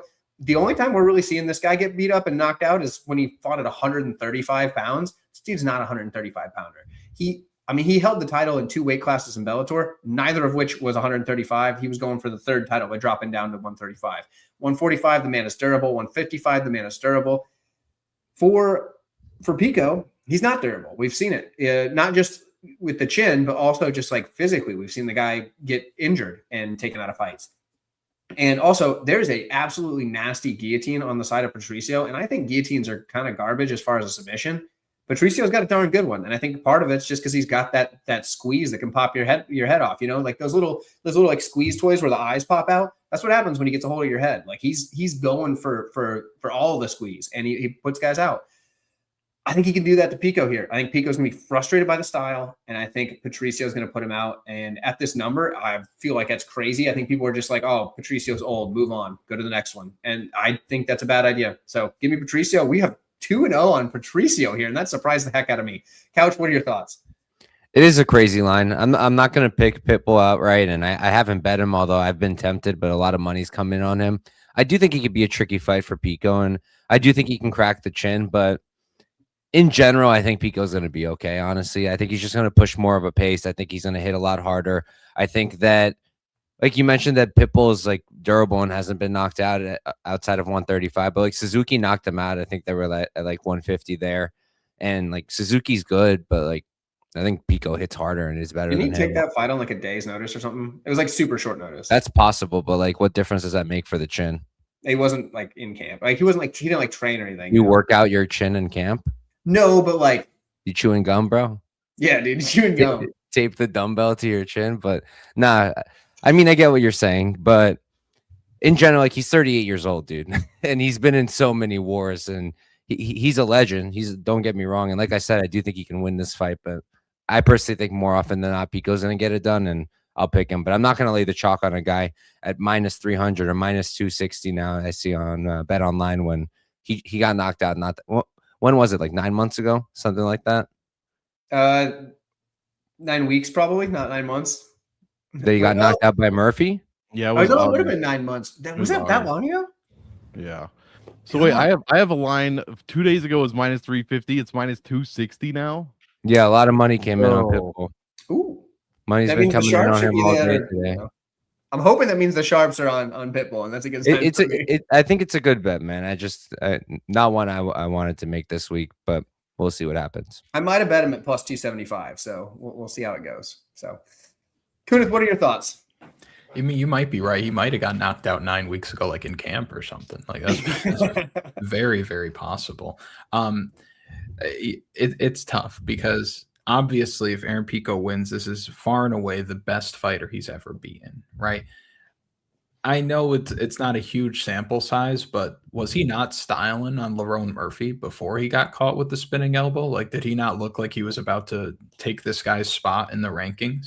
I think as far as just speed, athleticism, youth, I feel like he's got the worst chin, right? Definitely. I think that a younger Pitbull cracks him, puts him down, does it pretty easily. But when you've watched Patricio Pitbull through his 2 UFC fights, like, if he doesn't get the grappling going against Dan Ige, he's losing. You watch a fight against Yair Rodriguez, he was a step behind the whole time. I kind of give him some grace because Yair Rodriguez is tall, rangy, obviously very good, and also it's your UFC debut. He's been there, done that, but still, like, we're human. We get nervous, right? But he also got taken down in that fight by Yair Rodriguez, which is not really something you see all that often. Aaron Pico might be able to take him down. I agree with you as well, Tyler. Guillotines don't work. It's black magic. It's fake. You shouldn't be getting guillotined if you're training every single day. But I do think that Aaron Pico's going to look really good when they're out at striking range. I think he's just going to be fighting it's going to look like he's fighting at 2x speed when these guys are standing at kickboxing range. I think he actually knocks Patricio Pitbull out just because he's so much faster than him. I wouldn't be shocked to see either guy go down via knockout. One, because Aaron Pico's got the bad chin, and the other side it would be because Patricio Pitbull is just going to be so much slower. I think taking the under in this fight is sneaky. I wouldn't lay the chalk on Aaron Pico personally. I agree with Mike, but I do think that he's the pick here. I think Aaron Pico, just younger, bigger, faster, should win. Had he not gotten knocked out by Lerone Murphy, the conversation would be so much different, right? Even if he did get knocked out by Lerone Murphy and the Dan Ige fight never happened, and these two just got booked up right after their debuts, the conversation would be different, right? So I like Aaron Pico there. There we go. We got another 2 for 2 on this one. So, all right. That sounds, I'm not completely on an island. It's all right. I'll take it. Yeah. Bellator main event there. So that's interesting how that works. But now we got a retirement fight coming up, and that's, that's how that is. Let's see. Who started that last one? That would have been Monk started. It's your turn, I think, Tower. Oh, shoot. I don't want to have to start this one. Okay. I got to start this one. Okay. We got Cub Swanson and Nate Landwear at 145 pounds. Cub Swanson is retired. He has said that openly. It's his last fight. I believe it was on Helwani's channel. They did like a nice little like a 30-minute piece on him. It was pretty cool to watch. It was nice getting to see some stuff leading into the fight camp and all that stuff. So that was cool. But he's getting kind of the flowers for the retirement. And a lot of times, if somebody's retiring, it's like an automatic, like, probably going to lose. But a lot of people seem to be on Cub Swanson this week. Actually, more people have been on Cub Swanson that I've seen than Landwear. And with Swanson being the retiree, that's odd. That's an outlier for fighters. Landwear opened as a decent sized favorite. Money has consistently been coming in on Swanson pretty much since it opened. And I feel like I'm the only person that picked Landwear this week. And I think it's because Landwear has been knocked out recently. I mean, his last fight, he got absolutely knocked out, but he was looking gosh darn good until then, right? I mean, that he dominated the round right before, came out with a head of steam, and then got deadened. But I don't know that Swanson's going to do that to him here. I know Swanson can do that to him. I know Cub can knock out Nate Landwear, but sometimes Nate Landwear is the most durable guy on the planet. Sometimes he gets knocked out by anything you throw at him. So I don't know. I'm I'm gonna take Landwear, but this is we'll be cracking root beers during this fight, and definitely not risking a wager on anything in this one. I don't like the over, don't like the under, don't like either side as far as a bet. I'm just gonna watch it and hope that both guys have a good time. Hope both guys have fun. So we'll take some Nate Landwear for the win though. But that is what it is. Mike, what do you think? I'm excited for this fight. I think it's going to be a banger. I think I like Cub, but I'm not super confident on it. And I think the line's about where it probably should be. Like, Nate's a guy who builds into fights. I love Nate. Anybody who watches me knows I love Nate. I've made money on him. I've lost money on him. I was on him the last time out against Morgan, and right when he starts building back in and doing Nate things, and it's like, yes, let's go, baby. Then he just gets slapped. Look, the chin's gonna go. All that damage is going to add up. Like, that guy's defense. We were talking about bad defense earlier. I mean, Nate doesn't have any at all. His entire idea going into fights is like, okay, if they don't kill me, then I'm going to win. Like, the dude's ready to just take damage. And, Cub's also a little bit concerning with the defense because he really relies on the reflexes. He's got the hands low. So always he relies on that. And, he's 42 years old. So the reflexes are going to go. You're going to get slower, and you could get caught, but I don't think Nate really hits all that hard. Like, now, I don't think he has one punch power. I think he does hit hard, but I don't think he has one punch power. I think he's more of an attritional guy. And I just don't really see him I don't see Swanson flaking. Maybe a little bit, because you look at the Billy Q fight, and before he knocked out Billy, he was actually slowing down a little bit, and I think Billy was wearing on him a bit. So maybe, but I think that's also a different kind of grindiness. Like, Billy's a grappler. Billy's pushing him up against the cage, trying to drag him down, whereas Landwear's just going to be throwing shots at him relentlessly. But yeah, great fight. I'm going to lean Cub. It's a little concerning that it's a retirement fight, but he seems pretty locked in. He's training a bunch of killers. His camp's doing great. I know coaching is great for somebody who's also training, helps you lock things down. And yeah, I'll lean Cub's way. It's just I can't really bet on him at this number. I think it's an accurate line. So something that I've kind of thought about this too, and Sports Testimony mentioned that we should. That's good. I think what we ought to do is just have Nico Price be the guy that you bring in anytime anybody's retired. Doesn't matter the weight class.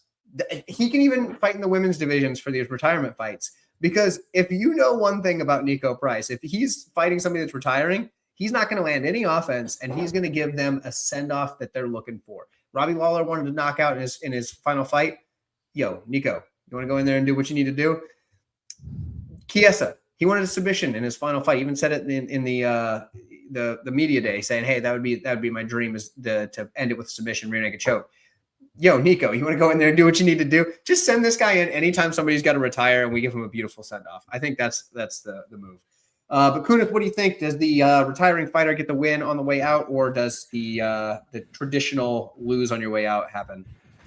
Yeah, that is tough. It's really tough to want to back the retiring fighter. You said you love Nate the Train. Join the club. Everybody, look at that bicep. Look at that bicep, right? Everybody loves Nate the Train. And the crazy thing is, you look at some of Nate the Train's wins, like Darren Elkins in his second UFC fight, Ludovic Klein finishing him, beating the brakes off of David Onama and letting him get back up, which is top 3 coolest things I've ever seen in the octagon. Did stop Jamal Emmers in the first round. The losses, he hasn't looked amazing, right?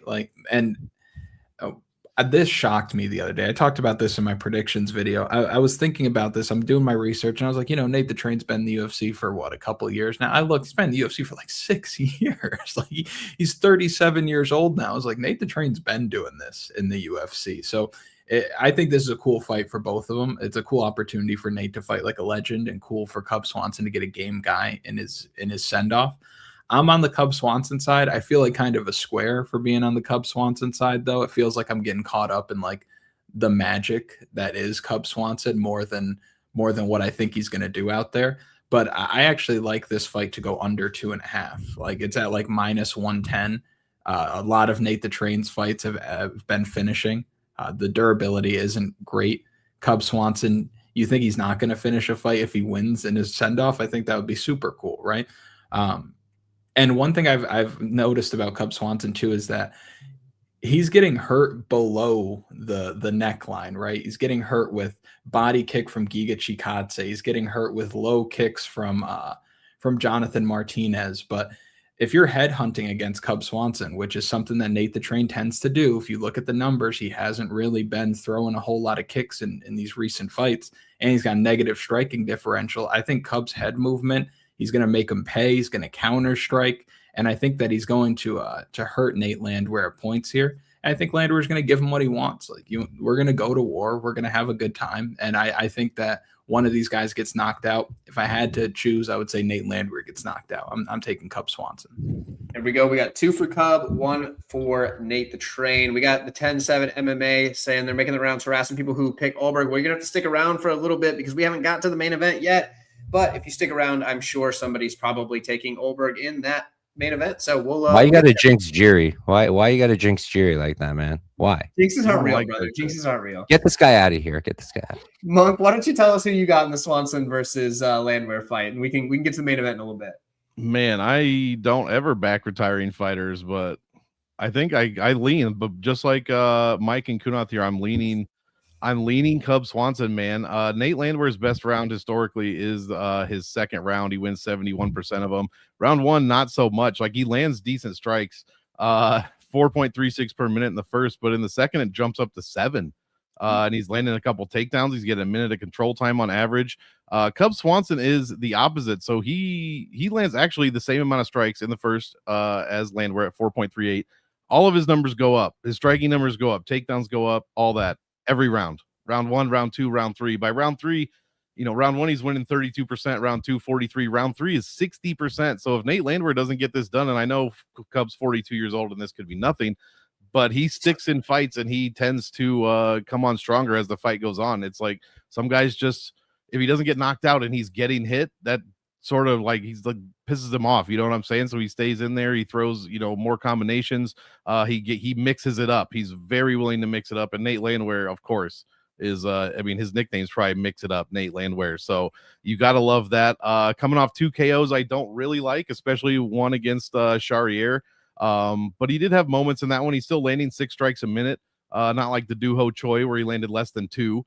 So this one's gonna be interesting, man. I don't trust either one. I wouldn't bet on it, but yeah, I've got to lean Cub.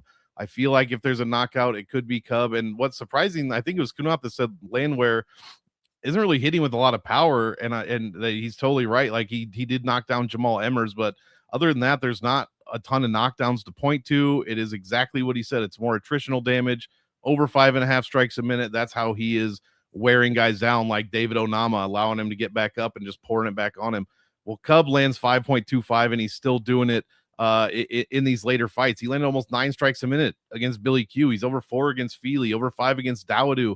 This dude's not really slowing down a ton, even in his 40s. So I just have to lean Cub. It's probably, we could see Nate Landwear come out here and just finish the fight in the first round, and we all look dumb. But yeah, I kind of like, 3 of us look dumb. I kind of like Cub Swanson just to stick it in there, man. And I like, who doesn't like Cub Swanson? Like, be rooting for the guy. Everybody's rooting for Nate Landwear. So really, we're just rooting for a great fight.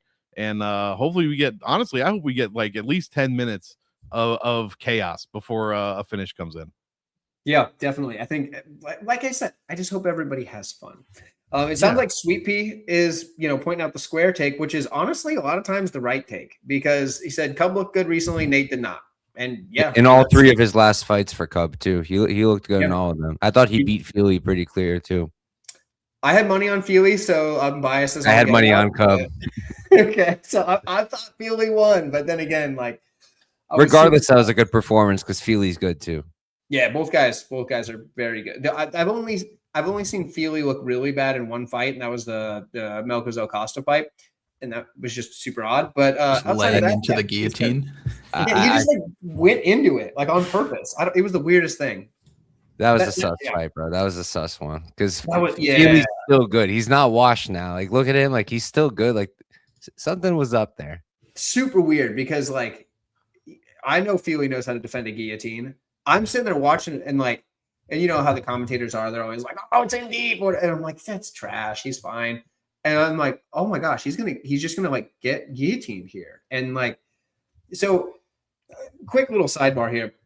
The jiu-jitsu academy I go to, I openly tell them, everybody, that guillotines don't work. And then whenever anybody gives me any pushback, I'm like, well, guillotine me and you'll prove me wrong. And I've been going there for quite some time and saying this the whole time, and nobody's guillotined me. Even people that are much better at jiu-jitsu than me are not guillotining me. And I will continue to say it until one of, like, I'm Tyler, you know what you got to do, dude? What's that? You know, like, who's that guy Armin just wrestled? George, the guy who wrestles random people. Yeah. And then there's that other guy who boxes random people. You should start going to different gyms or on the, even better, go in the street. That'll be hysterical. But like, if you can guillotine me, I'll give you $100. You'll probably want to start at some jiu-jitsu gyms, but you should just start driving around and just being like, yeah, yo, I'll give you $50, $100 if you can guillotine me. That'd be good content. I don't think anybody's guillotining me. I don't think it's gonna happen. I have darn good guillotine defense. I know you're gonna get some DMs after this, bro. Like, yo, bro, I could do it to you. I know everybody thinks they like. There are some people that are darn good, and I know like Dan from Half the Battle is like, that's like his move, and I'm like, maybe he would get me, but like, I just feel like my guillotine defense is. How far is Nebraska from Atlanta? Very far. That's a long, but there are direct flights between Omaha and Atlanta, but that's a long trip. So I think drive wise, that'd be like what, 19-hour drive, something like that, 20 hours at least. Yeah. It's a drive, probably at least 19, 20 hours. Either way, my point is, if somebody ever guillotines me in the gym, I will admit that I was wrong, but nobody's been able to do it yet. Anyway, so 3 for 1 on that one. I'm on an island once again. It is interesting. There you go. Figgy would finish the gilly. I mean, maybe.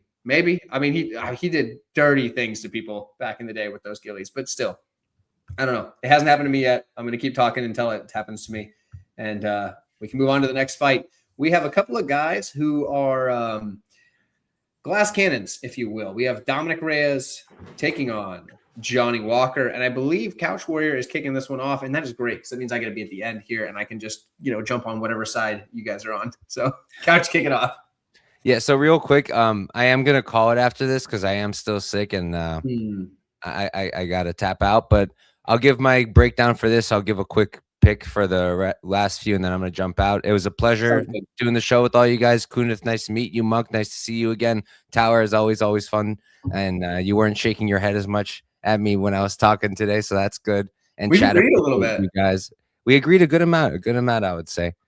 But so for this fight, this is another really funny fight. Like, both these guys, like, we might get a double knockout. Both of their chins not great, but I think Walker's been looking solid, but I just don't know if the kick heavy game is going to work on Reyes. I think Reyes is going to be okay, and I do think Reyes is the more durable out of the two. I mean, when Walker gets knocked out, he turns into a cartoon character.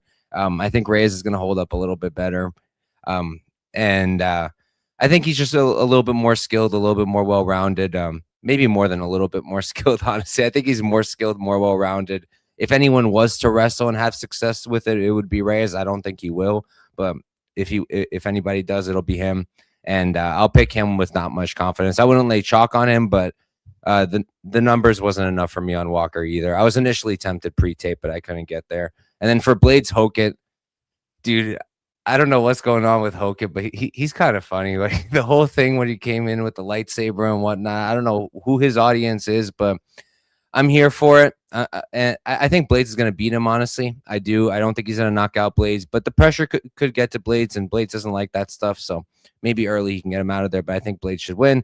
Azamat Paulo, good fight. Paulo going up to 205 finally. Never forget him bullying Vettori into taking a 200-pound fight. That was so ridiculous. Morzakenov I've always been hard on because he's smaller. He's not the most athletic guy, and he is pretty low volume, and I'm honestly just pissed I got robbed with my Tafan bet, but it is what it is. I think Paulo could win this one. I'm going to lean Morzakenov, but it's a good fight. I like fight goes there better than picking a side. And then Jiri Oberg, sick fight. Classic Jiri fight, in my opinion. I'm going to have a pretty square take on it. Oberg wins until he doesn't. I think Jiri finishes him some point late. I think the pressure is just going to be too much. And the one point I would want to make is that we all talk about the Oberg-Kennedy fight and talk about how Oberg kind of just blew it by going too hard, too fast. And, he has fixed that, obviously. But I think there was another issue in that fight, and that's Kennedy was backing him up and throwing heat his way. And I think that was also making him very uncomfortable when I was watching him back. And no one's really done that to him since. I mean, Jan to an extent, but he wasn't really throwing a lot of heat with his hands. And Kennedy was, and I think that also gave him issues. And Jiri's going to do that to a greater extent, in my opinion. So I'm going to pick him there. And again, thank you guys all. It was a pleasure, and peace out. See you, brother. Appreciate you. Okay, so back to the fight we were at before. Obviously, Mike is safe from the 10-7, so that's nice. Let's see. We're on Kunath for the Dom Reyes and Johnny Walker. I forgot where we were at. Johnny Walker versus I forgot for Dominic a second Reyes. too. I was like, all right, so Yuri Prohaska, Carlos Ulberg. Yep. Yeah, so the Johnny Walker Dom Reyes fight is interesting to me. I think what really stood out to me when we saw Dom Reyes in action last time out, 4 minutes 27 seconds into round one, he's knocked out by Carlos Ulberg, knocked out badly, knocked out cold, right? No shame in that. It's Carlos Ulberg. That's going to happen. Monk, you probably know because you've got, like an abacus in front of you. But Tyler, do you know how many significant strikes Dom Reyes landed over 4.5 minutes of action? 12? Five. So not even half, right? He landed 5 strikes. And what that tells me, right? You have Nikita Krylov coming off a layoff and back injury, looking stiff as a board. You have Anthony Smith, who admitted to having trouble holding down a home intruder that was half his size. You have Dustin Jacoby, right? Who's very good. I think that win is aging very, very nicely. And I'm joking about the Anthony Smith thing, by the way. Like I like Lionheart, but you have Anthony Smith, who that was also a weird fight, right? Like he was like shelling up very early in that fight. Like it was a strange kind of outing, right? The Jacoby fight is aging very well. Knocked out by a jab against Ryan Spann, knocked out brutally against Yuri Prohaska. And then it was really the start of the fall against Jan Blaydes. And that was after the John Jones loss. I don't know if you guys ever looked at this. If you look at some of the opponents that John Jones has had, when they fight John Jones and lose, they go on to lose a bunch of fights. And you actually see this with other champions as well, where I think it's somebody works really, really, really hard to get to the top and then realizes like, okay, maybe I'm not here. And the motivation wanes and then they start to decline, right? Like they peak and the peak wasn't enough. They start to decline, right? And you see a steep fall off. We saw the same thing with Alexander Gustafsson, right? But I say all that to say this. We were all ready to write off Dominic Reyes after the jab from Ryan Spann that put him out, right? If you were still on the Dominic Reyes train, I think that was just hope, right? There's no way you saw that and you're like, they'll be back, right? So we were all ready to write him off. He comes back, he wins some fights. You're like, okay, Dominic Reyes of old is here. You watch when he fights Carlos Ulberg, again, only 5 strikes over 4.5 minutes. That tells me that the guy knows the chin is gone. He knows if he's fighting somebody who can hit the off switch, that he's going to be very, very calculated. And that's why it's not him waiting for the right opportunity. It's him knowing if I step out of line at all, it's over. And you watch as soon as he decides to open up just a little bit, lead hand, backhand, puts him down and he's asleep, right? It was the second he stepped out of line. He was like, you know what? It's the end of the round. I got to get something on the board. Maybe I can steal the round. Let me go for it. Boom. I think that he's going to look across the octagon this week and see Johnny Walker's big ass and say, be so gun shy, right? Especially when Johnny Walker starts walking him down, throwing push kicks, right? And I think one thing that's going to throw him off too is just the patience coming from Johnny Walker. I think he's going to get a little surprised that Walker's not being crazy and doing all these things that we've seen him do in the past. And that's going to open up opportunities for Walker to find his power jab, to find the low kicks. And I think Walker's going to put him out probably in like the first or second round. And Dom Reyes is just going to have another really gun-shy performance.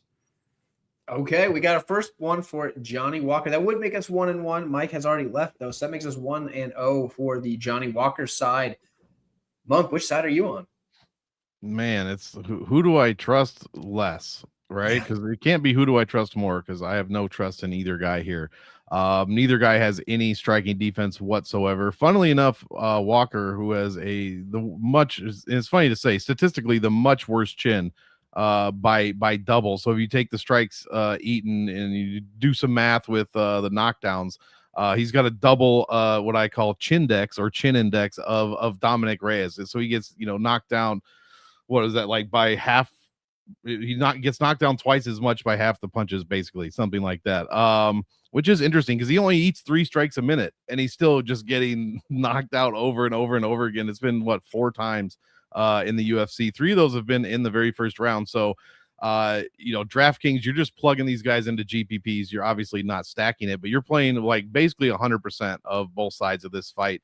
I mean, the salaries are fine at 83 and 79. Both of them score 104 points on average when they win. So you're going to be looking pretty good no matter what. So from that perspective, you can just do whatever, throw both guys in. I picked Krylov against Reyes. That's how done I thought Reyes was. And I looked real dumb after that. I have to pick Reyes here, I guess, with the risk of looking dumb again. Just Johnny, I just can't trust him. Somebody said he turns into a cartoon character, and he completely does. Turns into that wobbling arm guy outside of the car dealerships. It's always great. He's beaten Zhang Mingyang, who probably wasn't quite ready for the spot he was in. Anthony Smith, and I gotta say, 2 guys from Omaha. Once you took it back, so that's good. But there will be no slander on Anthony Smith here. Paul Craig was 35 and basically done. Iwan Kutalaba, that dude's just a walking question mark. Losing to Hill and Santos, which are decent. He just hasn't beaten anybody like great lately, and Dominic Reyes is not that, but he used to be or almost was. And I think he kind of he's going to be tentative. So whoever said that, I completely agree. He's got to be tentative here. He's got to pick his spots right. Because if he, like you said, if he takes one step off to the left or the right when he's not supposed to, Johnny Walker could easily take advantage. But yeah, one of these guys is getting knocked out. I'll lean Reyes to win. But either way, you're a DraftKings guy or girl. Get these folks in your lineup immediately. Okay, so yeah, it's kind of sad to say that I think Dominic Reyes is actually going to be remembered as the guy who almost beat John Jones that one time. I think that's what he's going to be remembered as, unfortunately. No matter where he goes in his career from here, unless he goes on some sort of just crazy run, which, let's be real, it's probably not going to happen. But if he does somehow go on just like a crazy run, that's the only way out of this. Otherwise, he's going to be the guy that almost beat John Jones that one time or should have beat John Jones that one time. That's what people are going to remember. Yeah, I mean, I don't really know where to go with this one either. So I was so far off the Dom Reyes train after he got beat by Spann. Honestly, if Ryan Spann beats somebody in the UFC, I pretty much just auto bet against them for the rest of their career because I don't think Ryan Spann's any good, and I usually auto bet against Ryan Spann. I have a few guys I auto bet against, and it cost me last time because I auto bet against Tresean Gore every time, and look at what happened there. So that was a bad move. But when Reyes beat Jacoby, a guy that I thought was going to absolutely run him over, kind of bought back in a little bit, but now I don't know because I still don't think neither guy can take a punch. We know that. And that's I'm not the type of guy that's like, oh, these guys are like a washed or whatever, but neither of them are durable. That is the truth, right? Neither guy's durable at all. I kind of have to go with Reyes, not for any reason other than I guess he's had a better win recently. There's no good reason for this. I just think it's whoever lands the good shot first. And I agree with pretty much everybody's sentiment that whoever gets hit's probably going to sleep. So I'll take Reyes, but it's by far the least confident.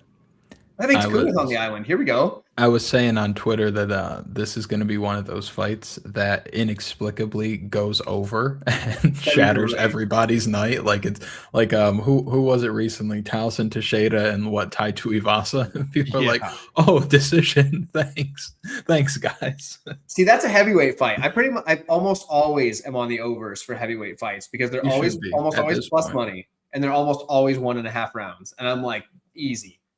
But the only time you don't is if it's like top 5 heavyweights, because then it's not necessarily safe. And if it's like Tom Aspinall or something, even before he was top 5. But otherwise, heavyweights over. It's going to hit more often than not. almost always the heavyweights are going over outside of the top 5. So at least it feels that way. And you get 1.5 almost all the time. So, that's it's always a win. 1.5 on this next one. It's at minus 195. Oh, there we go. See, and that minus 195 is not the best number, but still, it's probably an over spot. So no, and you know what, Kunath, why don't we let you kick this one off? I know you kind of went first last time since Mike dropped, but you know what, Mike dropped, you're actually up. Kunath, kick this one off. We got Curtis Blaydes and Josh Hogan. So it feels crazy to pick against Curtis Blaydes when you consider the level of experience, the MMA grappling, or just the pure wrestling edge, the size advantage that Curtis Blaydes has. Josh Hoit also was huffing and puffing at the end of the first round against Denzel Freeman. I know he flipped him off and got the middle finger TKO, but he was sucking wind at the end of the first round. You can't do that against Curtis Blaydes. I've said this many, many times before. I picked Curtis Blaydes to beat Jailton Almeida. Jailton Almeida racks up 9 takedowns in the first round. From where I was sitting in my home and watching it, I felt like Jailton Almeida gassed out after the first round, shot for a takedown, couldn't get what he wanted, and then kind of looked for the door. When I say that publicly, people say, no, he just got stuck under Curtis Blaydes and Blaydes sprawled and whatever. I think Jailton Almeida gassed out. I could see that happening with Josh Hoit here. If Josh Hoit doesn't blow the doors off of Curtis Blaydes in the first round, then I think that he's just going to tire. And I think it's going to show levels. And I think all the extracurricular stuff seems really silly because of what the performance looks like. But I think there's a lot of equity in that first round for Josh Hoit, right? Curtis Blaydes, I mentioned this on the channel, and I know Jailton Almeida probably was wrongfully cut, but I call fights for what they are when I'm breaking them down. I don't think he beat Rizvan Kunath. I've watched the fight 3 times, right? I don't think he beat Rizvan Kunath. You take away the Tom Aspinall injury that happened 15 seconds into the fight. Jailton Almeida's released from the promotion. Chris Daukaus released. Jairzinho Rosenstruck released. JDS gone, right? The only win that Curtis Blaydes has against an active UFC heavyweight is Alexander Volkov. Good win, but that's the only win. He's been in the promotion for 10 years and has what I would consider one legitimate win over somebody who's still in the promotion. I think that Curtis Blaydes, it might be a little bit past his prime. I think Curtis Blaydes given up a ton of speed here. I don't think there's a situation where Curtis Blaydes would win in the first round. And I don't think there's a situation where Curtis Blaydes wins unless Josh Hoit slows down significantly.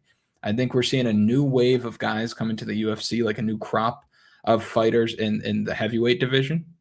And they're fighting at a different speed than these traditional heavyweights. And Josh Hoit is kind of leading that charge. Like, you see how quick he looks just off the stool. I think he's going to show up a lot faster than Curtis Blaydes. I think he's going to land on the chin. And I think he puts Curtis Blaydes out. I actually think he knocks him out in the first round. Dang. That's a bold prediction. Bold prediction. Oh, there we go. Apparently, Curtis Blaydes is a friend of the channel for the 10-7 MMA. So that's it. That's it. You know what? We got all your friends over here. So Chicago people are different. All right. I've been to Chicago before. It seems like an all right place. But if you're ever going to Chicago, guys, I got to tell you, I don't remember what the name of the place was, but hit up Uncle Weezy on Twitter and ask him what the name of that pizza joint that he sent me into was, because that was probably one of the best pizzas I've ever had. Illuminati's, I think is what it's called. Which one? It's called like Illuminati's or something. Like it's this was a different one. It was like pizza spot. No, this was like some hole in the wall place that had like one tiny little table with like 2 chairs. That's not that. Oh, okay. It was crazy. It was like I like walked it, like they didn't have, it was in the summertime and they didn't have air conditioning or anything. It was hot as heck in there, but like it was wild. So whatever this little hole in the wall pizza joint was, if you ever are going to Chicago, you got to hit up Uncle Weezy and ask him what the heck that was called. I can't remember what it was called, but that was good. Anyway, Curtis Blaydes versus Josh Hoit. That's what we're talking about, not pizza, as much as I am now hungry. Monk, what do you got for this heavyweight banger? Yeah, this one's interesting. I saw it right away and I was like, what is this fight? Why is he fighting Curtis Blaydes? And it's interesting. The numbers here are very, very interesting. We don't have a ton for Josh Hoit. He's fought for not very long in the UFC. What's it, like 12 minutes total, including the DWCS. His stats are all great. He doesn't even allow one strike a minute. but he hasn't fought anyone either. So this is obviously by far a huge step up from Uriah or Jimenez or Denzel Freeman. And Kunath made some great points about who Blaydes has beat and who he hasn't. It is very interesting, though. 31% takedown defense for Curtis Blaydes in the UFC. Now, a lot of that is probably 9 for 13 on Jeltnau against Almeida and a couple other people. But with that terrible takedown defense, he controls 91% of all control time he's ever been in. And that just doesn't make sense in my head. It's got to be from the takedowns that he is landing, which is almost two takedowns per 5 minutes, landed, not attempted. So it's pretty interesting. And Blaydes allows no punches either to a minute, but at the same time, he's not allowing shots, but he's getting knocked down somewhat consistently. That Chindex I spoke about earlier, I forget who it was that I was talking about, but Blaydes is must have been Walker. Blaydes is like right there with that number pretty much. It's not good. So I agree with Kunath here. If Hoit comes out here and just rushes this dude, and he could definitely have a chance to finish Blaydes here. But if not, and if he is looking like he looked at the end of the Freeman fight, and if he is gassed at all and he doesn't get Blaydes out of there, he's pretty much done, I think. And that's not for sure. We haven't seen him in the second round yet, but I got to back Blaydes at that point. This is another one where just get them in your lineups. Don't play them both. The DraftKings salaries are good, 84 and 78. Play both guys. One of them should score very, very well, as long as it's not one of those terrible 15-minute decisions. But both guys in this case, it's not going to be like a Lewis and Ngannou situation where they're just staring at each other. There's going to be takedowns. There's going to be get-ups. There's going to be rinse and repeat takedowns. You're going to get some decent points from the winner, I think. Even the loser. I mean, if Blaydes gets knocked out somehow late in the fight and he lands 9 takedowns first, well, he's going to score a bunch of points as a loser, and Hockett's going to probably score better. So love to play this fight in DraftKings. I have to pick Curtis Blaydes here until I see it from Josh Hockett. But that is an interesting thought experiment that Kunath brought up with the new wave of heavyweight guys, because for a while, the baddest MFers on the planet, the biggest, baddest dudes are in the UFC heavyweight division, right? And it's been that way for 2 decades for the most part. Well, something's happened in the past 5-7 years where and it's because of lack of fighter pay. These dudes that are big enough and athletic enough and good enough to do other stuff, go do other stuff, and they get paid actual like athlete money. If you're not good enough to do that stuff, or you maybe just really love fighting, you're still looking at the UFC. So while we do have a new young crop of guys coming up who could be good, I just don't know where they're at as far as levels. So this is a perfect fight for me to get information about Josh Hockett, find out where he's at. If he beats Curtis Blaydes, I'm probably not picking against him for quite a while. So for now, I'll pick Blaydes. I'm happy to be wrong. But either way, this should be a banger. And yeah, even if it goes to decision, we should see some decent action. So yeah, give me Blaydes, but I'm excited to see this one. There we go. We're split 1-1 so far. I'll be the tiebreaker in just a second, but I got to shout out my brother from down under, Jazz. What's up, dude? He was talking about his time trying to go to Chicago to see Jerry Springer. But if you're from Australia, that's the roadways here can be tricky. I don't know. There's no kangaroos to watch out for, all that good stuff. I get it. So, happens. I wish I could have saw Jerry Springer. That would have been sick. Quick question for you guys. What do you make of the UFC giving Curtis Blaydes back-to-back unranked guys? Like, what is that? Are they trying to like push him out? I think it's kind of a situation where they don't know what to do with him, because like he's like obviously ranked pretty high, but like you mentioned, hasn't gotten any wins over any like current rostered guys. So they don't really know where to go with him. That's my opinion. They just don't know what to do with Curtis Blaydes. It's not like that makes sense. A narrative more so is just like I don't know. What do you think? Give him a guy like Waldo because he's winning so much. Right. That would be an interesting matchup. Yeah. It almost seems like they're throwing guys in like, can you beat this guy? Yeah. Can you beat this guy? Like, I don't even think they know where he's at. You know what I mean? Yes. And like in his losses, he's getting knocked out. So it's like maybe they see him as like a guy they can build prospects on, because like if he, they think maybe he just gets knocked out. But I don't know. I'm not really sure. And it's weird because he's also seemingly such a good dude. I see clips of him. I think he's got a YouTube channel. You see clips of him with other fighters. They're gaming. They're chatting shit. And he seems like a good dude, and he seems like a good fighter. So yeah, it is an interesting question. 10-7 says that talk to him about it. He's content to take these unranked guys, and if he doesn't beat these guys, he doesn't deserve his spot. That makes sense. So are you actually the 10-7 MMA like YouTube channel? I just thought you were like a fake account that had that same name. If you're actually that YouTube channel, I like your channel. That's there we go. I wasn't sure because you get a lot of the fake channels in there. So, but considering you've talked to him, I'm gonna believe that. But yeah, so I think that's kind of like, like what Derek Lewis was saying too, is like, give me more of these taxi drivers, you know what I mean? Like, but I don't think Hogan's a taxi driver type of thing. But yeah, so it kind of is what it is. But I'm gonna I'll give you my thoughts on it, and that's kind of, I think we're going over a round and a half because it's heavyweight. I kind of just think that by default, so maybe that's that. But I think if we go over a round and a half, it's going to favor Blaydes. I do think Hoit can knock him out, but Blaydes has a big time reach advantage. He's probably going to outweigh him by 30 pounds or so, which I think is going to make it tough to take him down. Because Blaydes I know he's got bad takedown defense, but those numbers are skewed. Like Monk was saying, how do you have a 30% takedown defense, but also control 90 some odd percent of the grappling, whatever. So it's that don't make any sense. So my thought is, I guess obviously the numbers are definitely skewed when you got guys like Jallison taking you down, you bounce right off your butt and get back to your feet. So, with that, I would have to say, I feel like he goes over 1.5, and I think that favors Blaydes. So I'll take Blaydes, but this is one that to me is we got to really find out where Hoit is, because sometimes it's one of those fights where it's I'm making a pick for the sake of the video because that's what we do.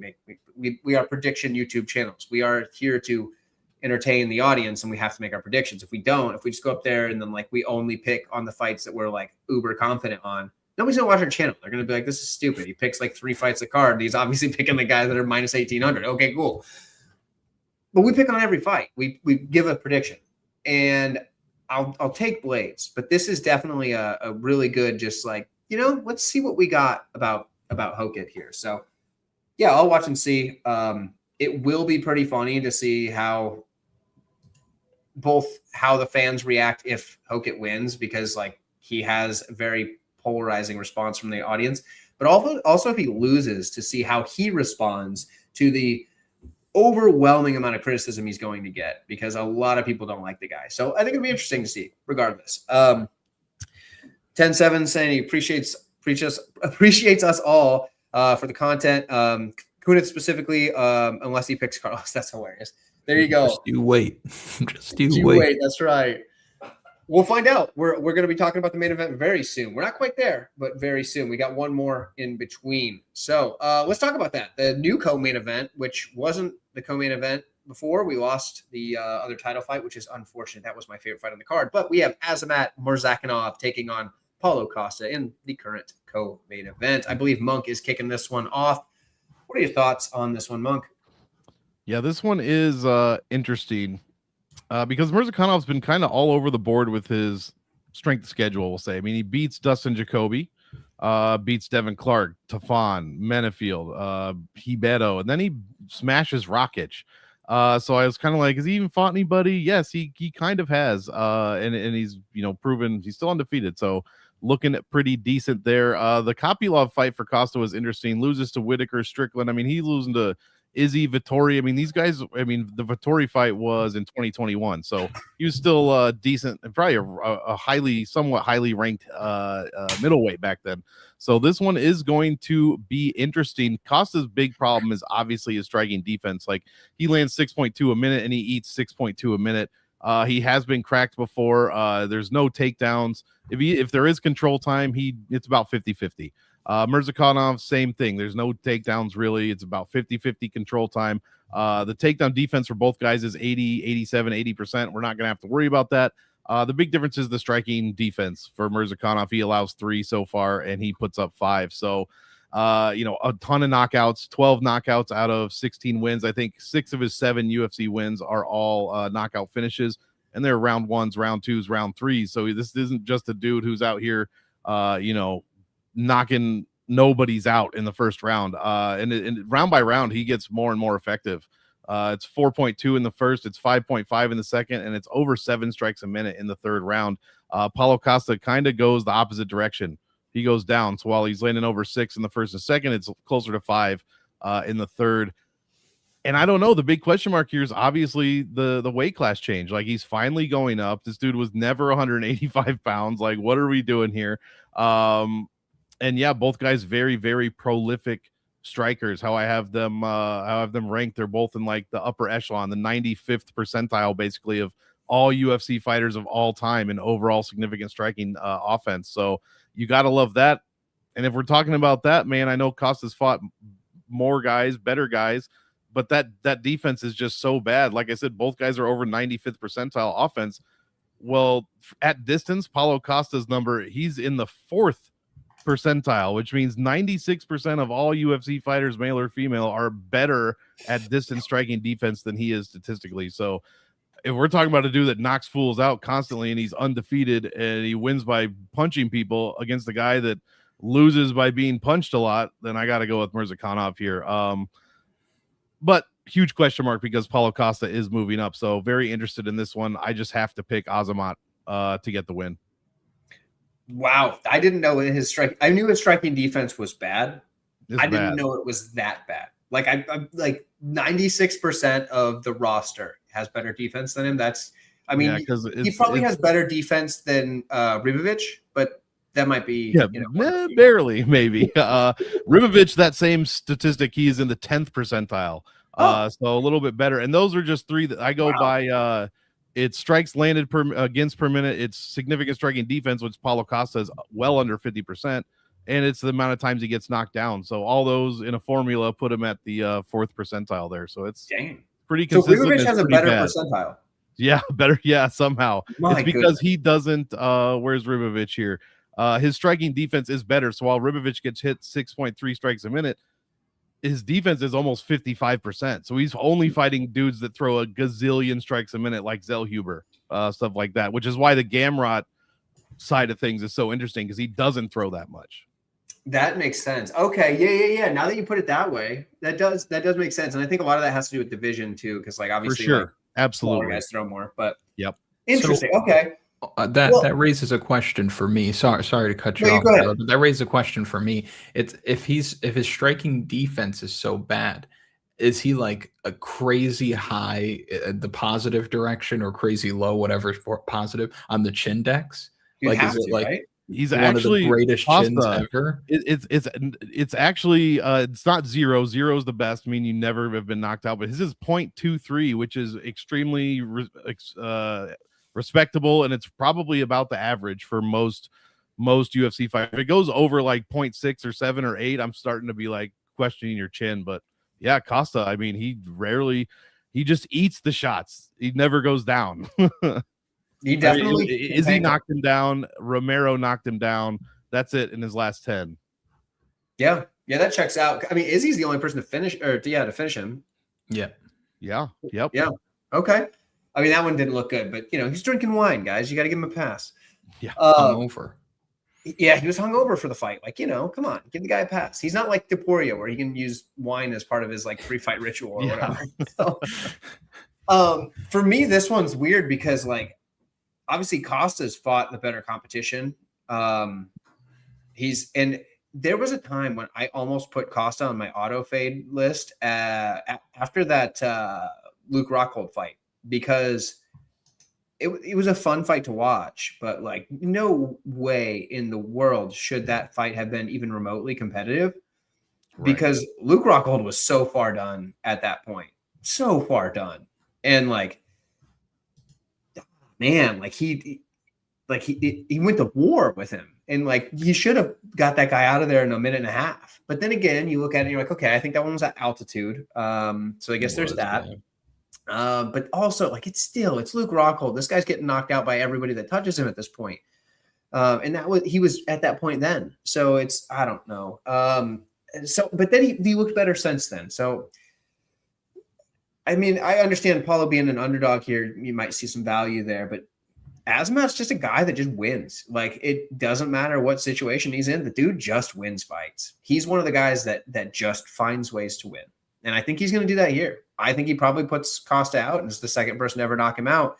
But it's not because, like, I think Costa's not durable. It's not because I think, Azamat's the type of guy that, has just like this death touch to him. But the dude's basically a contract killer. Like, he's just like, they call him the professional for a reason. They hire this guy to go out there and just put you down. And that's what he does. He goes out there, he fulfills the contract, and then he collects his bounty. And that's what he's probably going to do here against Costa. He's probably going to get him out of there. And it's going to be one of those things where you're like, yeah, duh, of course it was Morzakenov. He was the side the whole time. But then again, Costa's a big step up for him. So could go either way. Kunath, what are your thoughts? You made that sound really cool just then. I just want thank you. I appreciate it. You made that sound really cool. I'm a Paulo Costa kind of guy. Let me tell you. I picked Paulo Costa last time out against Roman Kopylov. He was the underdog then. A lot of people were on Kopylov. A lot of people were giving me flack for picking Paulo Costa. And then Paulo Costa went out there and fought to his level. And you look at his 4 losses, 3 champions, and 1 is Marvin Vettori in his prime, right? So I don't really hold that against him. And like we were talking about before, like, the chin is held up. Like, you look at some of the guys that he fought against, like, these guys are known for having massive power. Like Johnny Hendricks, I know kind of time and place, but Johnny Hendricks, Uriah Hall, Yoel Romero, these are finishers, right? He gets knocked out by Prime Stylebender, who is like on my top 10 ever. Like, Prime Stylebender was super good, right? So he gets knocked out by Prime Stylebender. That's fine. And then since then, you have Sean Strickland, who's been knocking people out, right? He didn't get knocked out. Fights Robert Whitaker over 3 rounds, doesn't get knocked out. He got hurt a couple times, but didn't get knocked out. You have Roman Kopylov, who has made a knack for breaking guys down and closing them out late. And he had moments like really late in the fight. But for the first 10 minutes of that fight, Paulo Costa was on cruise control. And, you have this open stance matchup against Morzakenov, which he's dealt with that recently. He dealt with that against Alexander Rakic, dealt with that against Bradison Ribeiro. Dustin Jacoby does switch stances. So he saw a little bit of the open stance, a little bit of the closed stance. But in the Rakic fight, Rakic could not miss with these kicks. Bradison Ribeiro, he was doing a better job of kicking them. He was also taking them off off your forearms the way you do. But Paulo Costa's kicking game is kind of absurd, right? And if he just starts slamming those kicks to the arms, 1, you can break your damn arm. But 2, it's going to take a little bit off of your punches. And he's also, like, you watch the Roman Kopylov fight, immediately kicking the inside of the lead leg in that open stance matchup. That's going to be there against Morzakenov, right? He's kicking the body. That's going to be there against Morzakenov. And Morzakanov's undefeated, but it's not like he hasn't had, tough moments, right? I think before he caught Rakic on his way in, which, freeze frame it, Rakic's hands are literally below his hips as he's closing distance and just walks into that straight punch. But before he catches Rakic, he's losing. Before he gets the flying knee against Stefan Chukwi, he's losing. You look at the third round against Dustin Jacoby. If Jacoby doesn't decide to wrestle and just keeps punching, he probably finishes him. Like, he had nothing left in that third round against Dustin Jacoby. So I think the kicking game from Paulo Costa is going to slow him down. I think Paulo Costa is going to be able to land to the body to sap that gas tank a bit. I think he's going to land to the legs to maybe take some of that bounce away. Because you see that bouncy style from Morzakenov. If you get a guy like that flat-footed, it's bad biscuits. And bad biscuits make the baker broke, bro. So I think you could see a situation where he's just slapping the inside of that lead leg. He's working the body. He's throwing head kicks, even if it's on the arms, just letting him go.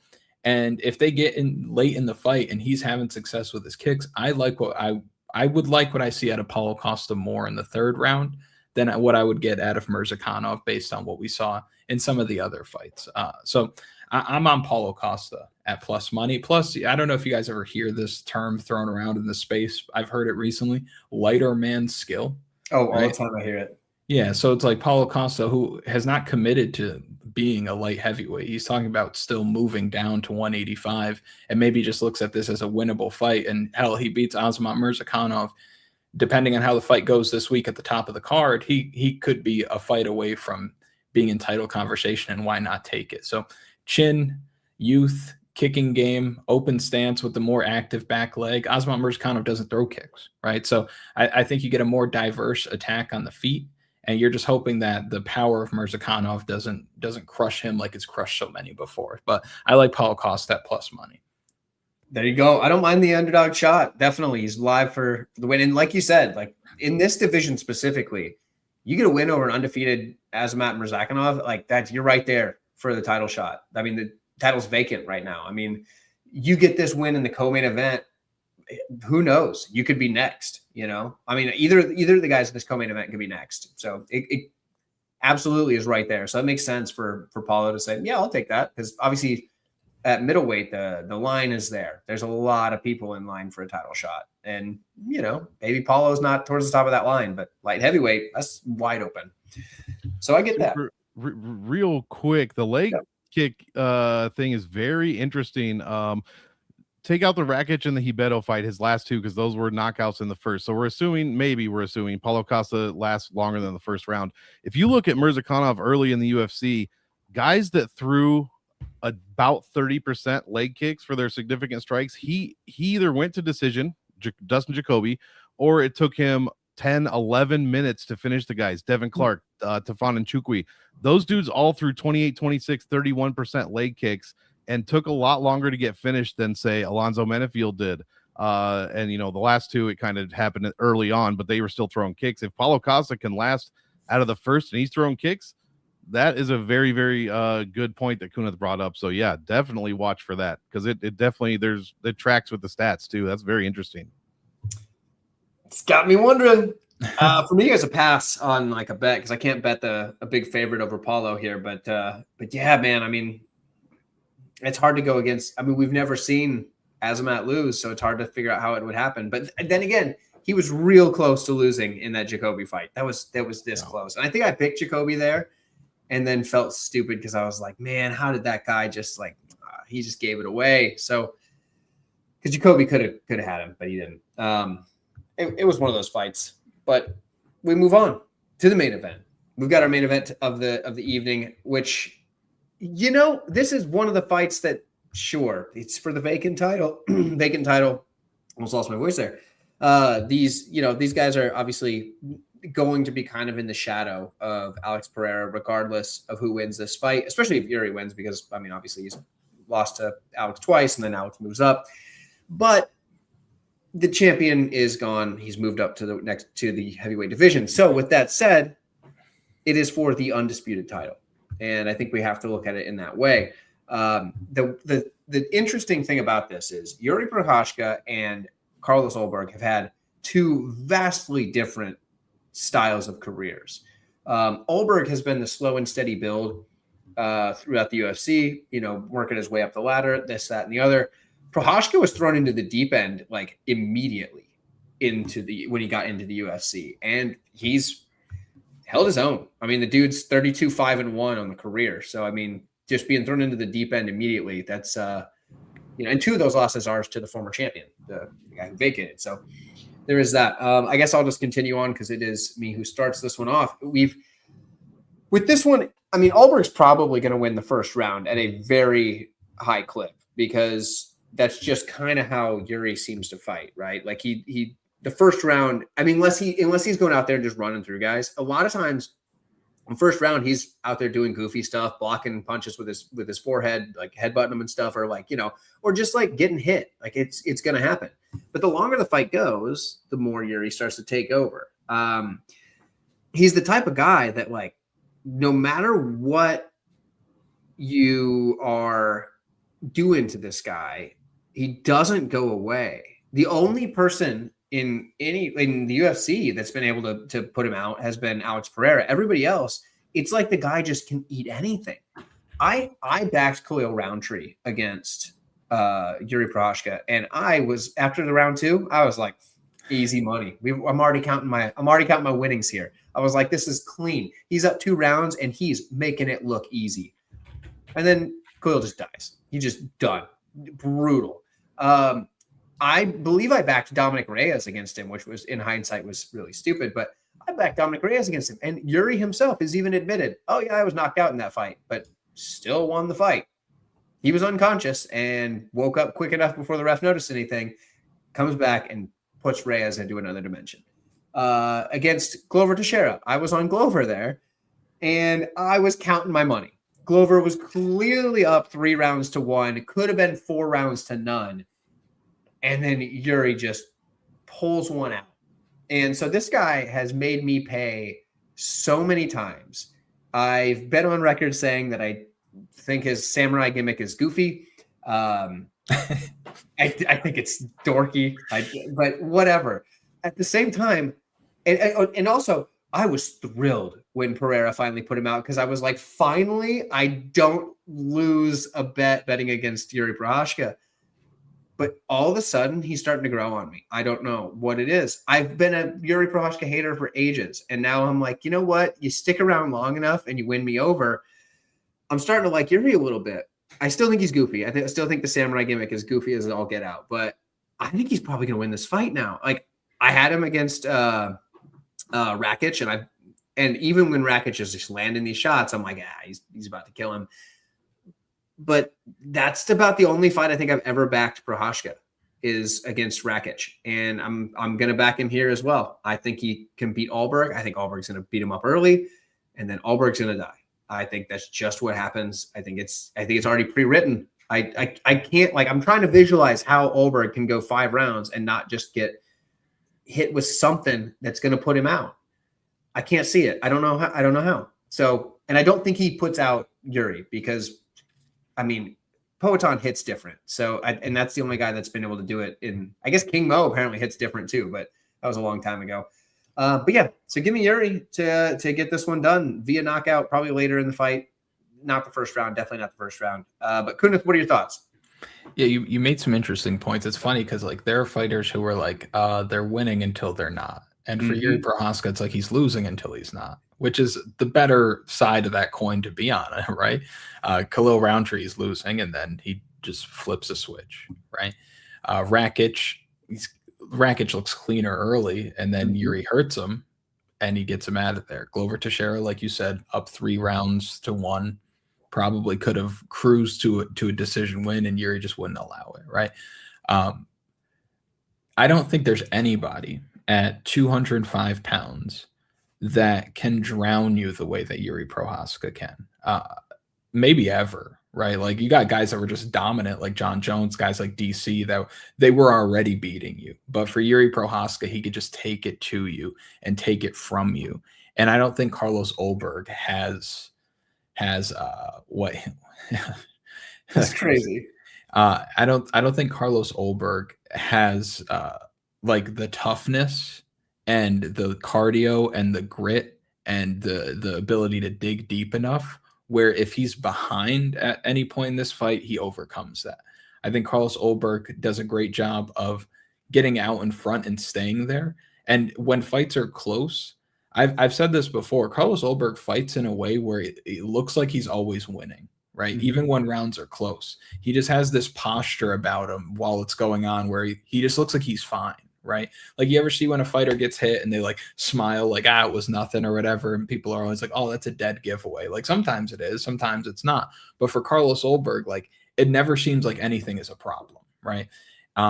I know people like to reference like the Kennedy and Sejiku fight and where he gassed out. He was beating the shit out of Kennedy and Sejiku, who just kind of Homer Simpsoned him. And, debut jitters, you can take that. You can have that, right? He was also pretty short on MMA experience at that point. Since then, he's only won. And my thing with Carlos Ulberg, I'll tell you a quick story, and I promise I won't be too long-winded with it, but I remember when I picked Brendan Allen to beat Reinier de Ridder, and it was not a popular pick at all, and I was getting a lot of shit for it, and it made me look around in the space to see, like, who thinks the same way that I do. And Coach Santino DeFranco was also on the Brendan Allen side. He made a great point. He said RDR is unorthodox. He gets away with a lot of stuff, and it's cool, it's effective, he's hard to deal with. Eventually, somebody who does things the way that they're coached to be done should beat him. And Brendan Allen does things the way they're coached to be done, right? Very smooth, very technical, very clean. That's kind of how I feel with this fight. Like, Yuri Prochazka gets away with a lot of stuff, right? Hands low, chin way up in the air, right? He wades into the pocket without the hand discipline just not there, right? And that's what got him knocked out in the first fight against Poatan. He's doing all right, wades into the pocket with his hands nowhere to be found, like not even in a position to really fire back in that kind of range. And then left hook, right hand puts him down where he gets knocked out and then like seemingly wakes up like he did in the Dom Reyes fight, but the ref kind of calls it. And then in the second fight against Poatan, standing at kickboxing range with the best kickboxer in the UFC at the time, hands at his hips, switch kick, head turns you off, right? You can't do that. Now, against Khalil Roundtree, again, just kind of takes it from Khalil Roundtree, right? Khalil Roundtree's not like a big, like one punch knockout kind of guy. Jamal Hill post injury, just not the same guy at all, right? Jamal Hill post injury, I've washed my hands. I was banging the Sweet Dreams drum harder than anybody for years. After the injury, he's not the same guy. Alexander Rakic 0-4 in his last 4, right? So I'm not trying to take anything away from the wins, but I think when you have a guy as sharp as Carlos Ulberg who can play with that distance, you saw in the fight against Dom Reyes, like he doesn't get touched, and he's sliding in and out of range smoother than a guy who is at 205 pounds. And whereas Yuri kind of drowns you, Carlos Ulberg, like it's a cliche thing, but he snipes you. Like there's a suddenness about Carlos Ulberg, and he's getting these guys out of there in the first round. Yuri's fought way higher level competition, but we haven't seen Yuri just take somebody out in the first round clean and leave without a scratch on him, right? There's always something in these Yuri Prochazka fights. But for Carlos Ulberg, I think he's going to do a good job of making him pay for poor hand discipline and that head movement. I think he's going to make him pay for it by just intelligently throwing to the chest and the shoulders. And I talked about this on my channel. Yuri Prochazka, he leans forward a lot, right? He's daring you to throw to his head.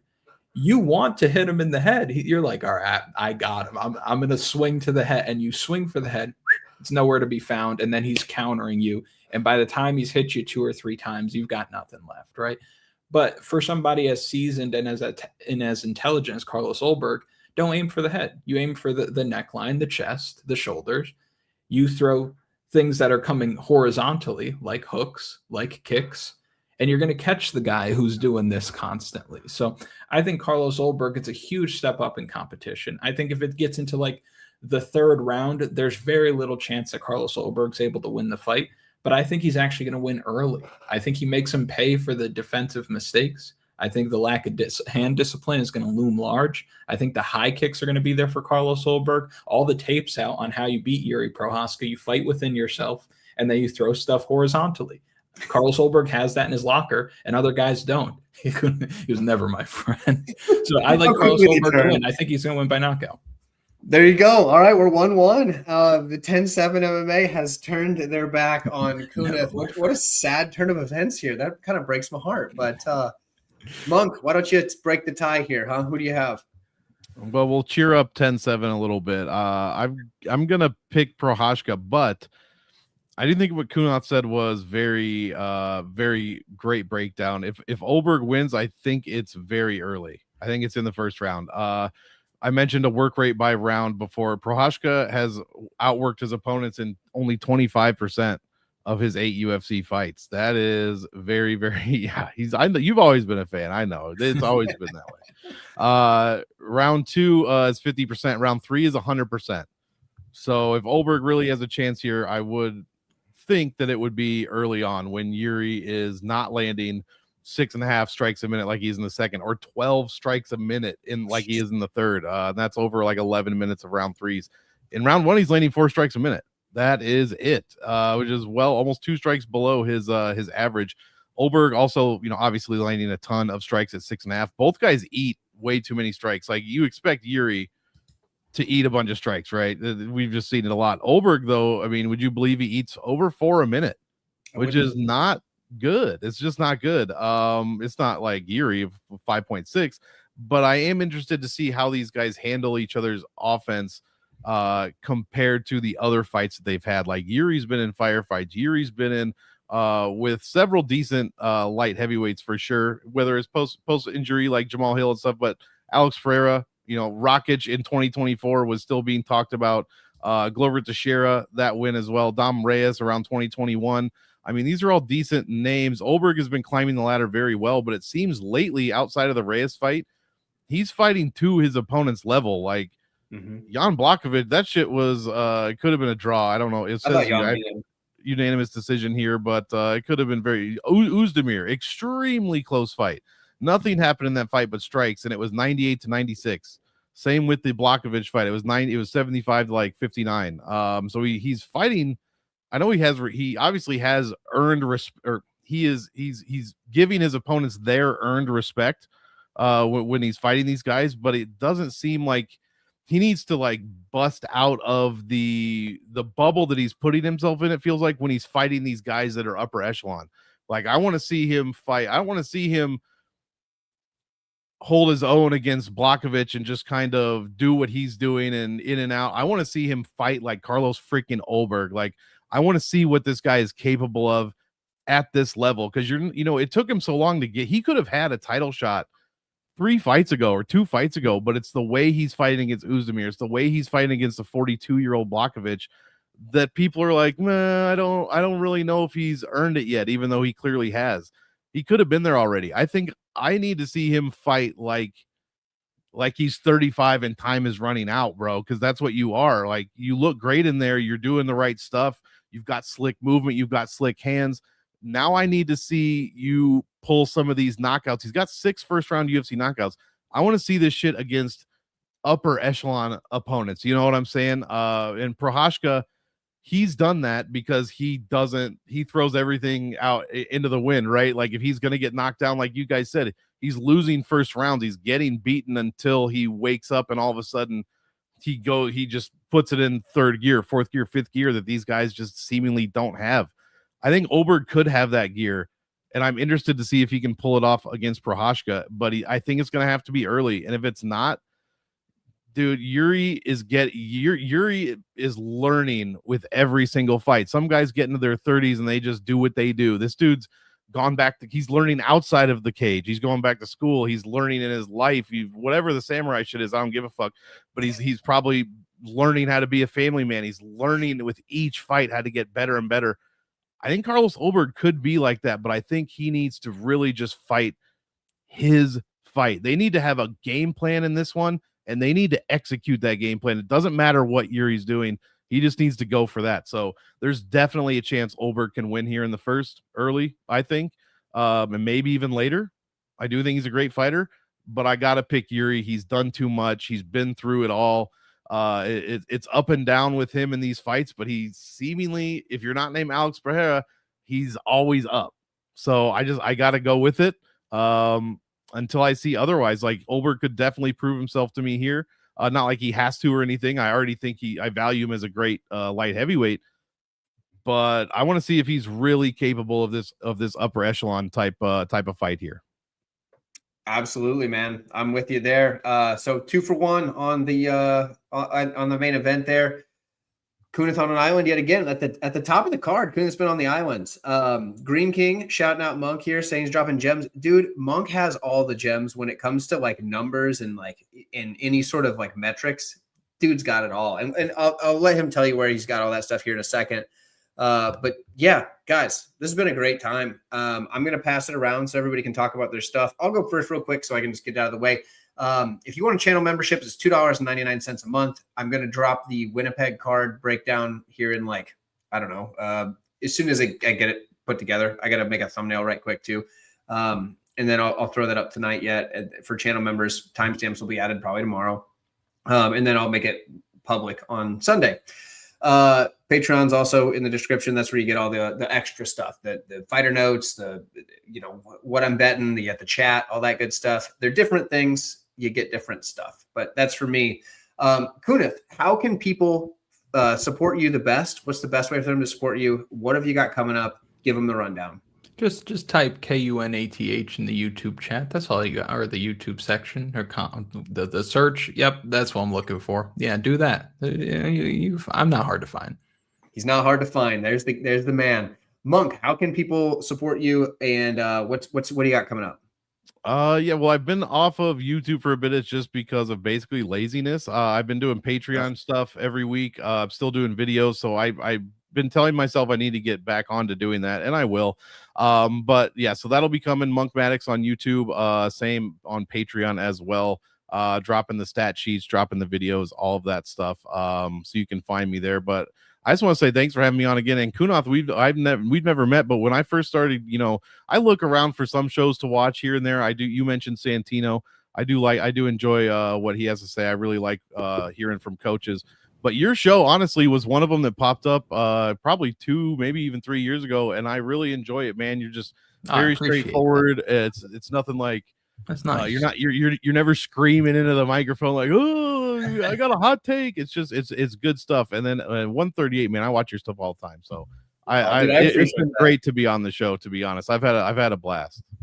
Dude, you were always such a good guest. I remember, I think it was like the end of last year. I hit you up and I was like, hey, man, I need to get you on like one of the earlier ones next year because like every time you're on, people are like, dude, Monk's got like all the info. And honestly, I've been wanting to have Kunath on for a while, but we hadn't, made it happen. I hit you up at the end of last year, kind of like I did with Monk, but I was like, hey, dude, we got to make this happen. And you were like, hey, I'm sitting out the rest of the year, but next year, let's do it. And I was like, perfect. 327 is a great card. It kind of got shuffled. Whatever, but still a good card. We'll have to do it again. I think this was a great show. I had a great time. Obviously, Couch was sick, so he had to kind of tap out early, unfortunately, but it is what it is. That's been a theme for him lately. He's been sick. He was sick on the 325 breakdown. I mean, I don't know what's going on there. Hey, what's up, Daz? Let's go. Plus, on top of that, bro, this show that you're doing, this has got to be an 11 out of 10 on the beard scale, bro. Yeah, this is heavy. Oh, dude, seriously, if I could grow a beard, this would be great. I would make it work, but like, it's patchy at best. So, my beard is what we call a patchy mix. But you guys got it covered for me. If you got a beard, you might get guillotined though. So maybe it's for the best. True. That's true. Oh, but that's good stuff. All right. I appreciate everybody. Again, shout out to Daz for sponsoring the show tonight. That's fantastic. 5 Aussie dollars? Is that what that is? I don't know what that is in freedom units, but whatever. I appreciate it nonetheless. I'm sure it's worth at least enough for a root beer. All right, guys, with that, it's been great. I will catch everyone down the road. Make sure you check out these folks on their respective channels and or social medias, and we will all